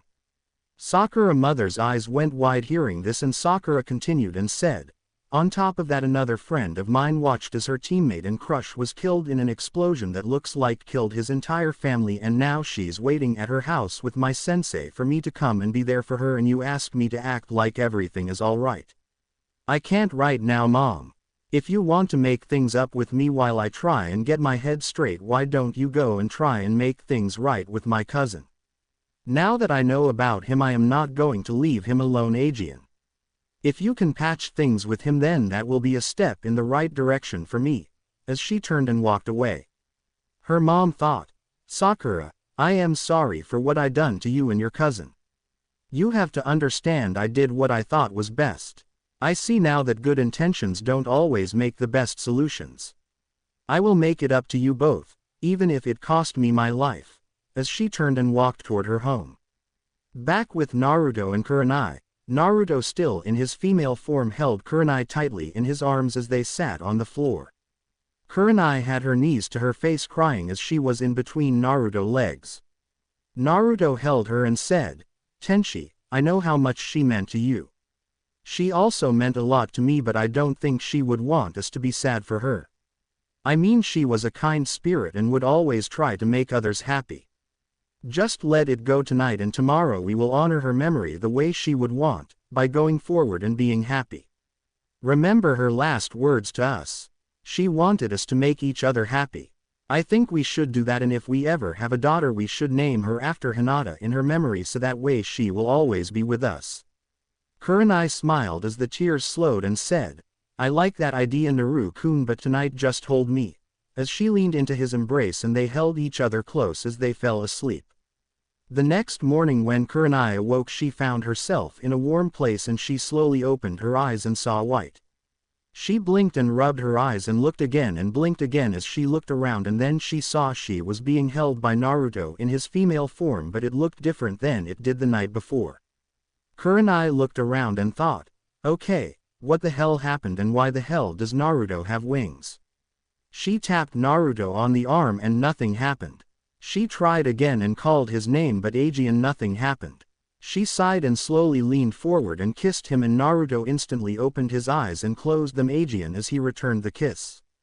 Kurenai giggled as she broke the kiss and Naruto yawned as he stretched and he blinked as his arms rubbed something and he said, okay, what the hell's going on here? As he looked and saw two wings attached to his back.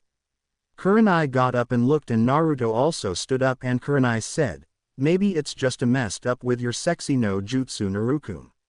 I mean you may have accidentally changed your mental image for it and this was the result. Try dropping it and see what happened. Naruto nods and said, it's possible, okay here goes. As he dropped the jutsu and when the smoke cleared Kurenai went wide-eyed and said, what the hell? As she looked at Naruto. Naruto now stood at 6 feet 3 foot tall and his whisker marks were gone from his face. His hair had grown longer and he also looked older by a year or two and his muscles looked more defined like a track runner. In fact he looked just like his father but with a pair of white angel wings on his back that stopped at his ankles but went to about a foot taller than him. Kurenai said, Naruto, try moving those wings. Maybe this is some sort of trick by Anko. Naruto nods and thinks about them moving and both wings flap and he went wide-eyed and said, okay. This is weird, I can feel them move and feel each feather and they followed my thoughts. What happened to me? Kurenai said.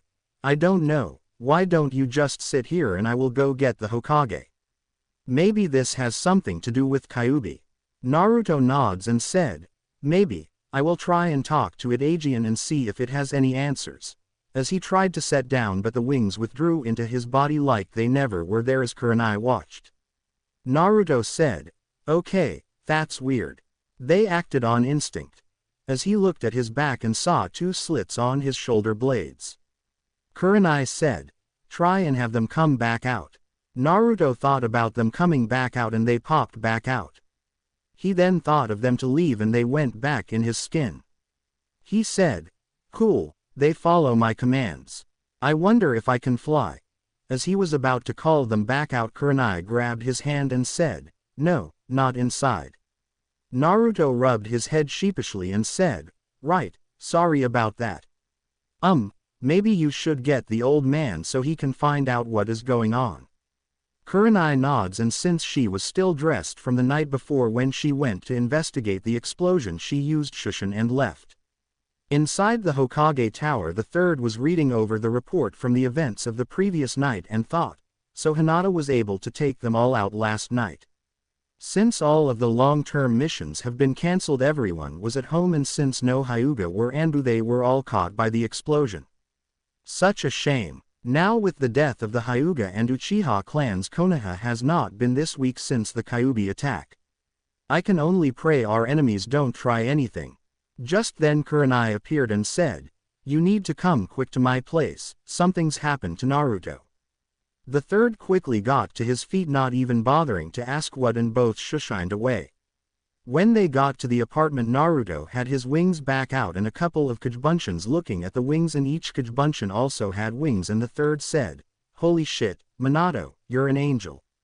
Naruto glared at him and said, not funny old man, I am not my dad. The third chuckled and said, I know Naruto. Now do either of you have any idea what might have caused this? Both shook their head no and the third said, I see, let me look at the seal Naruto. Naruto took the shredded shirt he had on off and channeled chakra a moment and said, that's weird, where is it? As it did not appear. The third narrowed his eyes and thought, I think I know what happened but I need to check some things first. He then stood up and said, Naruto, try and contact the Kyuubi. Naruto nods and sats down to meditate and after a few minutes he said, it's gone old man, the cage and Kyuubi are gone. I don't understand. The sewer is still there but all the red pipes are all blue now and the room where the Kyuubi was is empty. The third smiled and said, I think I know what happened. Tell me Naruto, were you a male or female this morning when you woke up? Naruto said, female, why? The third said, what does the Vanity doppelganger bloodline do? Naruto said, it makes it WHER, wait you don't mean that. The third nods and said, you must have done something that made the Kyuubi want to leave your body and when that happened it died and you transformed as such, can you retract those wings Naruto? Naruto nods and they pull back in and then the third chuckled and said, Naruto, how would you like to help an old man out with a little problem? Naruto said, sure old man but what can I do and how do you know about the doppelganger? The third said, I am old and wise Naruto and I know a great many things like any good Hokage should. Anyways I want you to go to the Forest of Death Tower and meet Anko, Jiraiya and Kakashi there and figure out how strong you are now and what other effect this change had on your body. Kurenai, I want you also to go with him and I want you to put a genjutsu on him to make him look like he used to because I want to keep this a secret for a few days. I have a plan that will help the moral of the people of Konoha and I will explain more but first I need to know what effects this really had on you. I would have you henge yourself Naruto but I don't want you to accidentally lose control of your chakra and freak out the villagers just yet. Okay. Naruto frowns and said, does Kakashi have to be there? Both Kurenai and the third look at him and the third asked, why? Naruto sighed as he closed his eyes and said, I blame Kakashi for what happened to Hinata sir. Both blinked and Kurenai asked, why? He wasn't the one who killed her, Sasuke was. Naruto said, I know, it's just that he treated Sasuke like he was his own son and ignored Sakura and me and helped give Sasuke such a big ego. I mean it was bad enough when we were still in the academy but after we got on the team Kakashi purposely made it bigger like he was Kami himself and gave him everything he wants. I blame him because if he would not have pampered him then maybe he would not have tried to betray Konoha and then try and rape Hinata. The third thought, Kakashi, you have loose lips but I suppose it's good he does so that way word can spread about my story so people don't look to close. If word got out another clan massacre happened by one of its own in Konoha then people would think something is wrong with Konoha as a whole which could be bad for us now that we are weakened. You also have screwed up with Naruto Kakashi and I don't know what to do to fix it. As he said, alright Naruto, I won't have Kakashi show up but you need to know that Kakashi is not the only one to blame about this. Naruto sighed and said, I know old man and I am sorry. I guess I am still upset with the way Kakashi turned out after I got on his team. I mean when he was in Anbu he was always nice to me and made me feel like a real person but once I got on his team he basically ignored me. He did bring me some fruit once but after that he acted like the only one of us worth his time was Sasuke and then after all that Sasuke was going to betray Konoha just pissed me off and it hurts. It hurts that he always got love and kindness and He was quitted by Kurenai putting her arms around him from behind and she whispered, it's alright Narukun, I know how much it hurts. I am here for you now and you don't have to go through this alone. The third asked, how did you know Kakashi was Anbu Naruto? Naruto said, his smell old man. I learned when I was a kid whose smell I could count as a friend and who I couldn't. I remember the Anbu Inu saving me several times and watching over me in the hospital and at my apartment and I remember him paying for an extra bowl of ramen for me on my birthday. I was so excited when I first met Kakashi and recognized his smell and thought that I actually had a sensei who cared for me as a person and not a piece of garbage. I guess I got issues, huh? The third said, no Naruto, it's alright, I understand but I want you to promise me you will give Kakashi a chance to make things right with you. I mean, you have to understand that he has issues also. He has, the Sharingan. He got that from his teammate right before he died. He thought if he could help Sasuke then he would be honoring the memory of his teammate and I am sorry he ignored you Naruto. I will try and make things better after the exams but for now just go with them. Naruto said, Alright old man, and I guess if I am going to give him a chance then he better help me with these wings, maybe his eye will be useful for something after all. The third chuckled and said, alright in Naruto, you're not alone anymore, you have people who do care for you. You can't let your past hold you down or it will eat you alive. Live for today and the future. As he left in a swirl of leaves. Kurenai said, he's right Naruto, you're not alone anymore. Go get your things and I will get mine and we can leave. Naruto nods and walks to his room to get ready but stops when he goes to put his shirt, vest, and coat on and said, Tenchi, can you help me a moment? I am stuck. Kurenai came in ready and said, I think you're more deserving of that name now than I do Narukun, but what do you need? Naruto said, I don't want to ruin my cloths when my wings come out, so can you help me figure something out? Kurenai nods and puts each of the items against Naruto's back and then pulls them away, making slits in them 3 inches wider than the slits, and hands them back to Naruto. He tries the shirt first and then makes his wings come out, and then tried the vest and finally his long coat he wore during the preliminaries. After he had them all on and grabbed his things, Kurenai put a hinge on him to make him look like he normally did, and they left. As they walked down the street, Asuma walked up and said, hello Kurenai, how are you holding up? I heard about Hinata. Kurenai said, I am okay now. How is your team taking it? Asuma said, Choji and Shimakuru are fine but Ino is not. She talked to Sakura and heard the truth about what happened, and now she's disgusted with Sasuke and does not know what to think. I cancelled my team's practice today and when we left she was beating a log to death. How are yours taking it? Kurenai said, I don't know. I haven't seen them yet today. We usually meet in the afternoon since their families are mostly training them, since Shino the only one to advance. Asuma nods and looks at Naruto, and Kurenai said, he knows also Asuma. Asuma said, how are you Naruto? Naruto said, I think Itachi should have killed the bastard with the rest of his clan, in a dead voice. Asuma winced and said, I see, so how is your training for the finals coming along? Naruto glanced at him and said, depends on when I have to face Gaara. Asuma asked, why him? You don't seem to be that worried about Shikamaru or Kiba or the other genins from Sand, so what's so special about Gaara?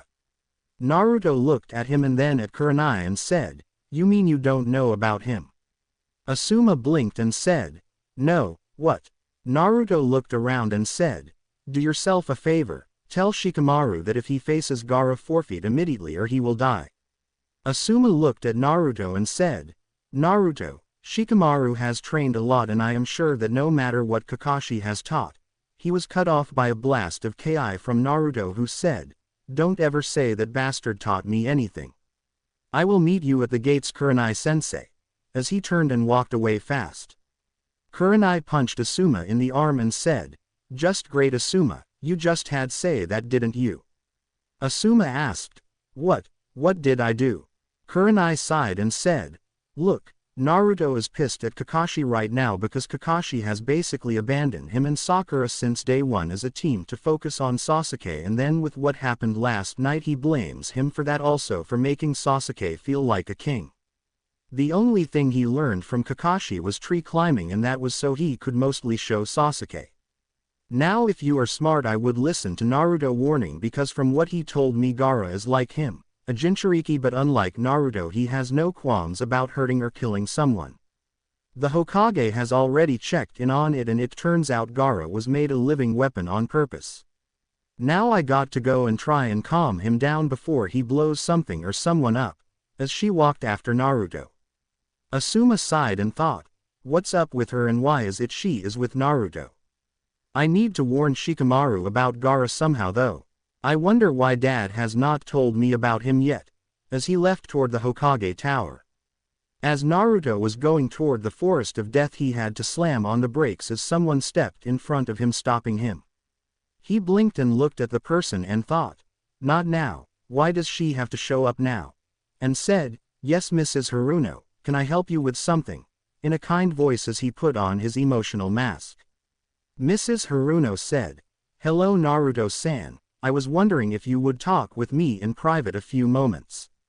Just then Kurenai landed on the ground by Naruto and Naruto said, anything you need to speak to me about will have to be spoken in front of Kurenai-sensei here.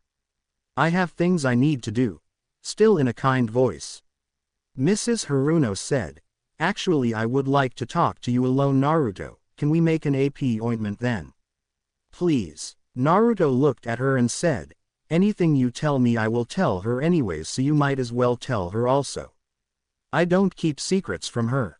Mrs. Haruno nods and said, hello Ms., I am Rukia Haruno and I'm Naruto aunt, making both blink and look at her. Naruto looked at Kurenai and she nods and he said, alright, I suppose some tea won't hurt anything, as he clenched his fist. Kurenai put her hand on his shoulder and her relaxed and they followed Rukia to her home. As they arrived they saw Sakura walking toward the house and she said, hello Naruto, Kurenai-sensei, mother, what are you doing here? Both Naruto and Kurenai looked at each other and Kurenai said, your mother here said she wished to speak to Naruto and she claimed she was his aunt and offered some tea. Naruto said he would tell me whatever was said anyways since I am helping train him a little for the finals so she allowed me to come. Sakura said, I see. Mind if I sit in on what you say? As she looked at her mom. Her mom nods and walks inside the house and held the door open allowing the three to walk in before she closed the door and said, please make yourself at home, I will be back in a moment after I put some water on to boil. As she left the room. Naruto looked at Sakura and said, what's going on Sakura-chan, I didn't know we were related. In a goofy voice. Sakura said, cut the act Naruto, I know about you being my cousin. The Hokage told me last night. In a soft whispering voice. Naruto paled and said, what did he tell you? Sakura said, he gave me a scroll from my father but only after I heard a little conversation in a bathroom. Making both Kurenai and Naruto go wide-eyed. Kurenai asked, what kind of conversation? Feeling a knot in her stomach. Sakura said, oh nothing Tenshi, just about how my inner self is scarier than Kyuubi and a few other things. Don't worry, I don't see you as it Naruto. In fact I am only here now to get my things because I am moving out. I can't stand what my mother did to you and I told her. I also learned the truth about why I was born and to tell the truth I feel. She was interrupted by her mother who walked back into the room and said, now that the tea is on I suppose I should start to tell you why I wanted to speak with you Naruto. I think Sakura should also hear this because this concerns her also. I know you must hate me Naruto but at least give me one chance to tell you my story. If after the story you refuse to talk to me again or want to kill me I will not think ill of you or try and stop you. All I ask for is a chance. Please, both of you. As she looked at them. Naruto looked at Sakura and sighed and said, I guess Kami wants to make my life a joke today and I am being asked by everyone to give them a chance so why not? As he sat down on the couch and Kurenai sat beside him. Sakura sat beside her on the couch. Rukia sighed and said, it starts before either of you were even born. I was 15 at the time and my parents who were merchants were both killed during a supply trip by bandits. I was also a civilian and we lived above our family store. It was in a village about 2 days' travel from Konoha and after they were killed the bank foreclosed on our home and kicked me out. I had no money and the only skills I had were as a merchant but with no place to stay I wound up living on the streets. It was not long before I was offered a place to stay and a job as a party girl. Sakura looked at her mom and thought, so she was a prostitute, this just makes me feel even worse about myself. Rukia said, at first all I had to do were a few dances and show a little flesh. I did not want to be whore but I found out that about a week in that I had to pay for my place to stay with 500 a week or else I would become a slave.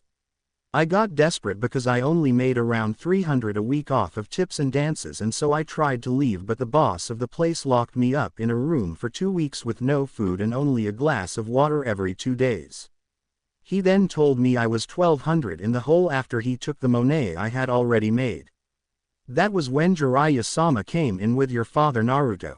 Naruto looked at her and she said, Jiraiya-sama was trying to get Minato-sama to agree to have a bachelor party and he was pretty wasted, but Minato kept saying your mother would kill him and he did not need one.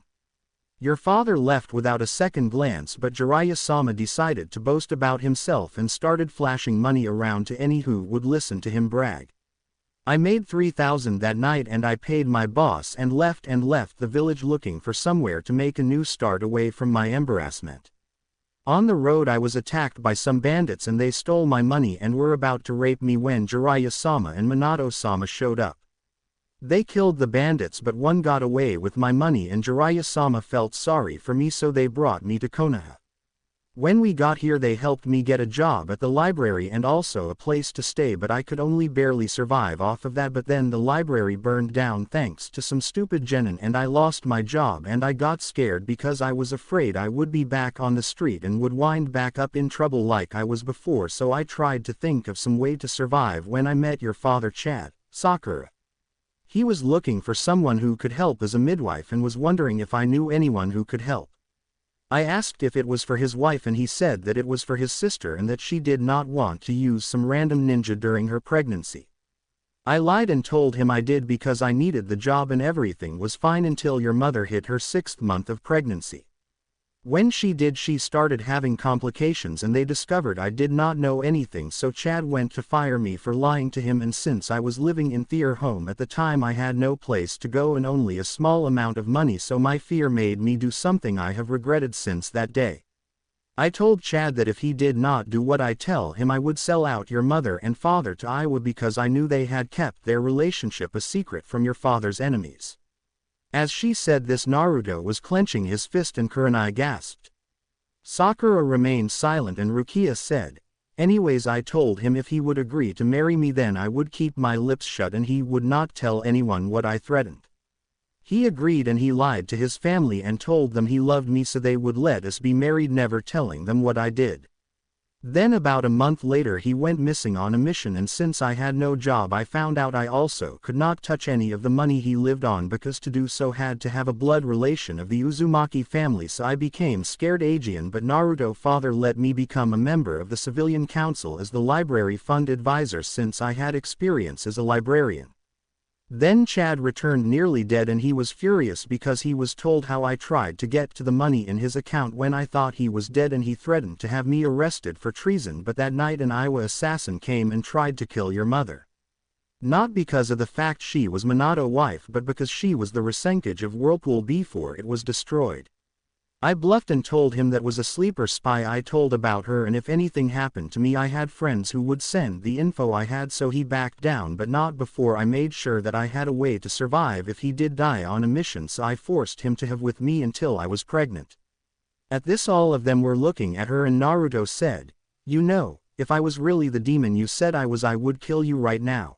As he held his hands out for all to see as blood flowed from his hands where his nails dug into them. Sakura said, Mother, I don't know what to think of you.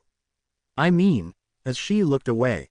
Kurenai remained silent and said, I think you should continue your story now, Ms. Haruno, because as it stand now I can guarantee you won't get another chance. As she put her hand on Naruto's shoulder.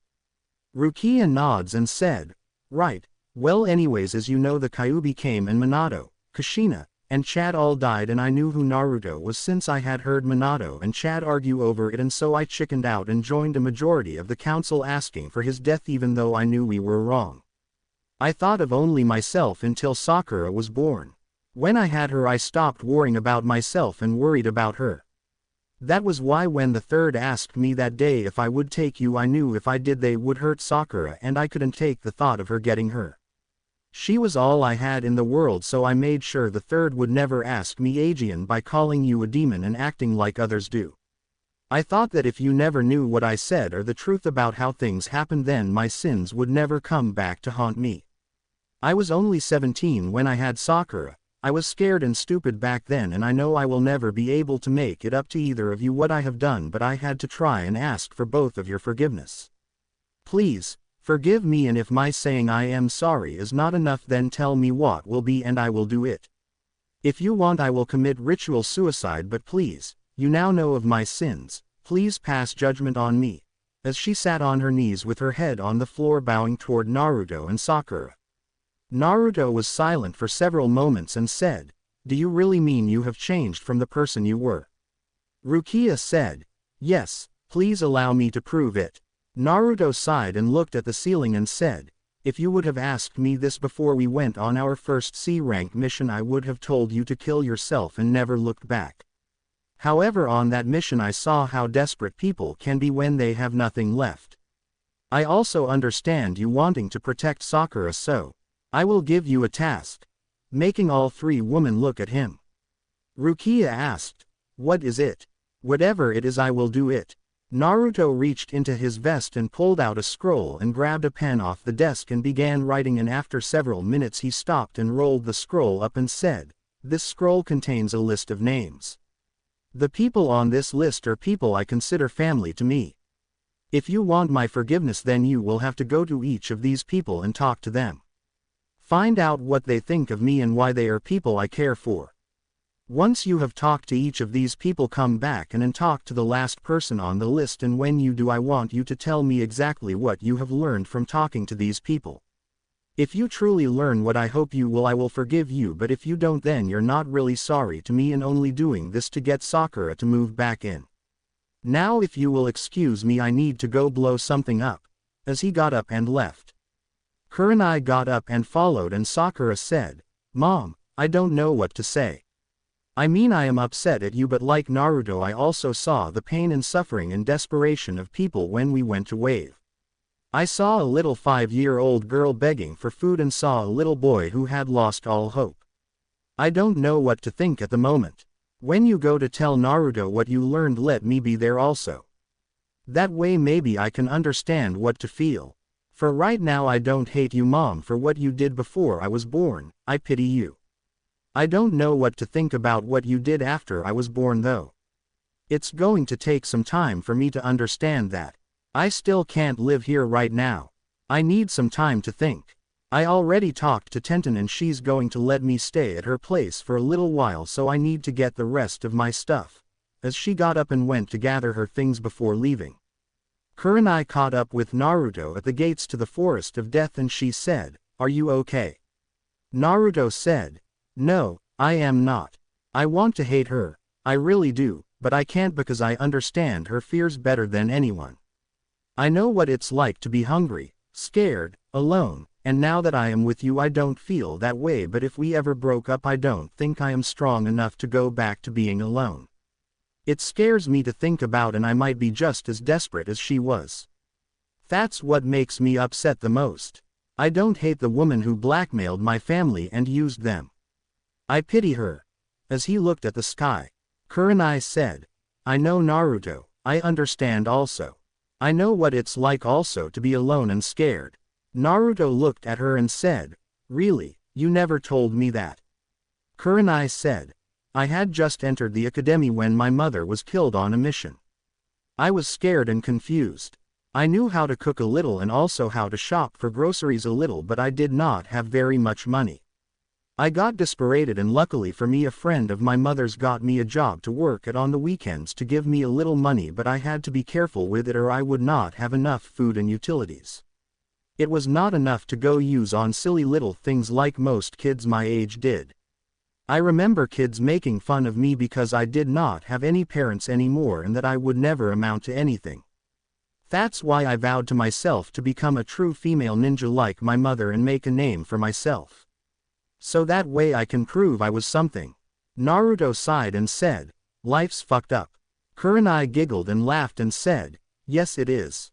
Now come on, the others are probably waiting on us. Don't want to be later than Kakashi." As she placed her hands on his shoulder and they shushined to the tower. For those wondering why I did not have her just shushin them straight to the tower, it takes a lot of chakra to do shushin over a long distance, and it's like 5 miles across the Forest of Death to the tower and also around 5 miles from her apartment, so she would have been exhausted from using shushin to go that far, so that's why I did not have her do it. A little earlier in the Hokage Tower the third said, "So you three understand what has happened to Naruto. I want you to find out the extent to the change to his body with the death of the Kyuubi as well as his actual skill level. I also want this to remain an S-rank secret for the time being.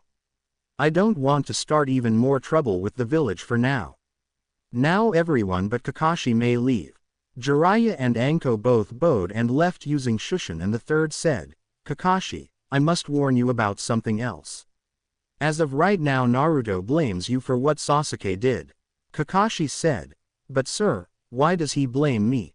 Not understanding. The third said, Kakashi, Naruto knew from the first day on your team you were the Anbu Inu. He remembered your smell and knew you helped him as a child. He thought that with you as his sensei he would actually be treated as a person, but after the first day you threw him away to focus mostly on Sasuke. He blames you because you gave everything to Sasuke while ignoring both him and Sakura, and then Sasuke goes to not only defect but also hurt one of his only friends in the worst possible way. You have screwed up with him, Kakashi, and you have better use this chance helping him to fix it, because I doubt you will get another chance. Now Kurenai is there for emotional support for Naruto because they have a friendship. She was there for him after his first kill when you weren't. He trusts her and has told her things he has not even told me, so you may not have a warm reception with her also because she is protective of him. Now go. Kakashi nods and disappears in a swirl of leaves. When he arrived he saw Naruto and Kurenai both arrive in a swirl of leaves, and he said, Yo. Making everyone look at him, and Naruto scowled. Kakashi thought, damn, he really does blame me. I guess I did screw up after all. Jiraiya saw this and sighed before saying, alright Gaki, drop the henge so we can see what we are dealing with. Naruto nods and looks at Kurenai, who cancels the just you, and everyone gasp at the change, and Kakashi thought, he looks exactly like his father now. Jiraiya thought, there is no denying you are your father's son. Anko licked her lips and thought, your boyfriend has become hot, Kuru-chan. You better claim him before someone else does. Kurenai asked, have you been informed about the rest of his changes? Jiraiya said, we know about the Kyuubi being dead. Is there anything else? Kurenai sweat drops and said, oh yeah, you might want to prepare yourselves for this one. Go ahead Naruto. As she steps away, Naruto nods and leans forward a little, and suddenly two huge angel wings pop out of his back, and Anko said, holy shit, the Gaki went from being a demon boy to a fallen angel, talk about irony. Naruto glared and said, shut up chicken, as he smiled and stuck out his tongue. Anko pulled out a kunai and threw it at Naruto, whose left wing moved in front of him automatically and deflected it. Everyone looked and Naruto said, whoa, that was cool, it reacted on its own. Jiraiya said, so besides being taller and having wings, do you feel any different? Naruto thought a moment and said, I feel lighter, like I lost a lot of weight. I also feel a lot stronger and like I have more chakra. Jiraiya thought a moment and said, alright Gaki, let's start off with you mass training. I want you to create as many Kajbunshians as you can in one go so we can see how much your chakra reserves have been affected. Naruto nods and puts his hands in a seal and said, Taju Kajbunshin no Jutsu, and suddenly the entire area was covered in clones. Kakashi went wide-eyed and pulled up his hayate and said, it looks like there are around 1200 here. Naruto frowned and said, it's strange, I created just as many as I used to, but I don't feel like I used as much chakra as I used to. Kakashi looked at Naruto and said, you could make 1200 at a time Naruto. Jiraiya said, he maxed out at 1500 when he used Kyuubi chakra also, and he maxed out at 1000 on his own before Kakashi. You should have known as his sensei what he could do. Kakashi frowned and thought, great, does everyone know how much I up? Though I do admit this was impressive, if I had known he could have done this and had knew about the benefit, I could have helped his chakra control a lot, as he realized he really did screw up. Jiraiya said, alright Gakis, divide into 12 even groups, Anko will take 3, Kakashi will take 3, Kurenai will take 3, and I will take 3, and I want the real Naruto with me also. Anko, have him work on whatever you were teaching him. Kurenai, I want you to work on his chakra control, seeing where it is at. If it has changed, work with him on whatever he needs improvement on. If it has gotten better, teach him the next exercise in the workout. Kakashi, I want you to take your group and start teaching him any wind jutsu you have copied. If my guess is right, with his natural affinity as wind, then those wings can be used like that sand girl used her fan to help him amplify the effect. Now divide up and move to separate areas. Don't dispel any of you unless you run out of chakra or Naruto dispels you. Also don't do any taijutsu. I will work with the original on that while I test his real body. Now go. Everyone nods and they divided up, but Kakashi did not like the way his group looked. 300 people who looked like his sensei all frowning at him. Yeep. This was going to be a long day for him. Kurenai pulled her group over by a stream and said, "Alright, I want 100 of you to work on tree climbing, 100 water walking, and 100 leaf balancing." Each group nods and began working, and Kurenai frowned and said, "Well, it looks like your control is actually better now than before, since none of you seem to be wasting any chakra doing these exercises. I want the 100 who did the leaf exercise to continue to do it, but on top of water also. I want the ones on water to also get a leaf and do both exercises. The ones on the trees, I want to do them also, but with kunais instead of leaves." Each nodded and began to work, and when a few went up in smoke on both water and the trees, she said, "Alright, now we got a guide to go by, let's continue," and thought, so his control is high chunin. It has gone up, but it still needs some work. Anko looked at her group and said, "Alright Gakis, I want all 300 of you to divide into groups of 50 and start working on those 5 jutsu I gave you. I want you each to do them until you dispel. The last 50 I want you to test out those wings by dodging these," as snakes flew out of her coat at them. Kakashi said, "Alright, I am going to teach you Fuden. Datop, a great breakthrough." One of the clones said, "I already know that one."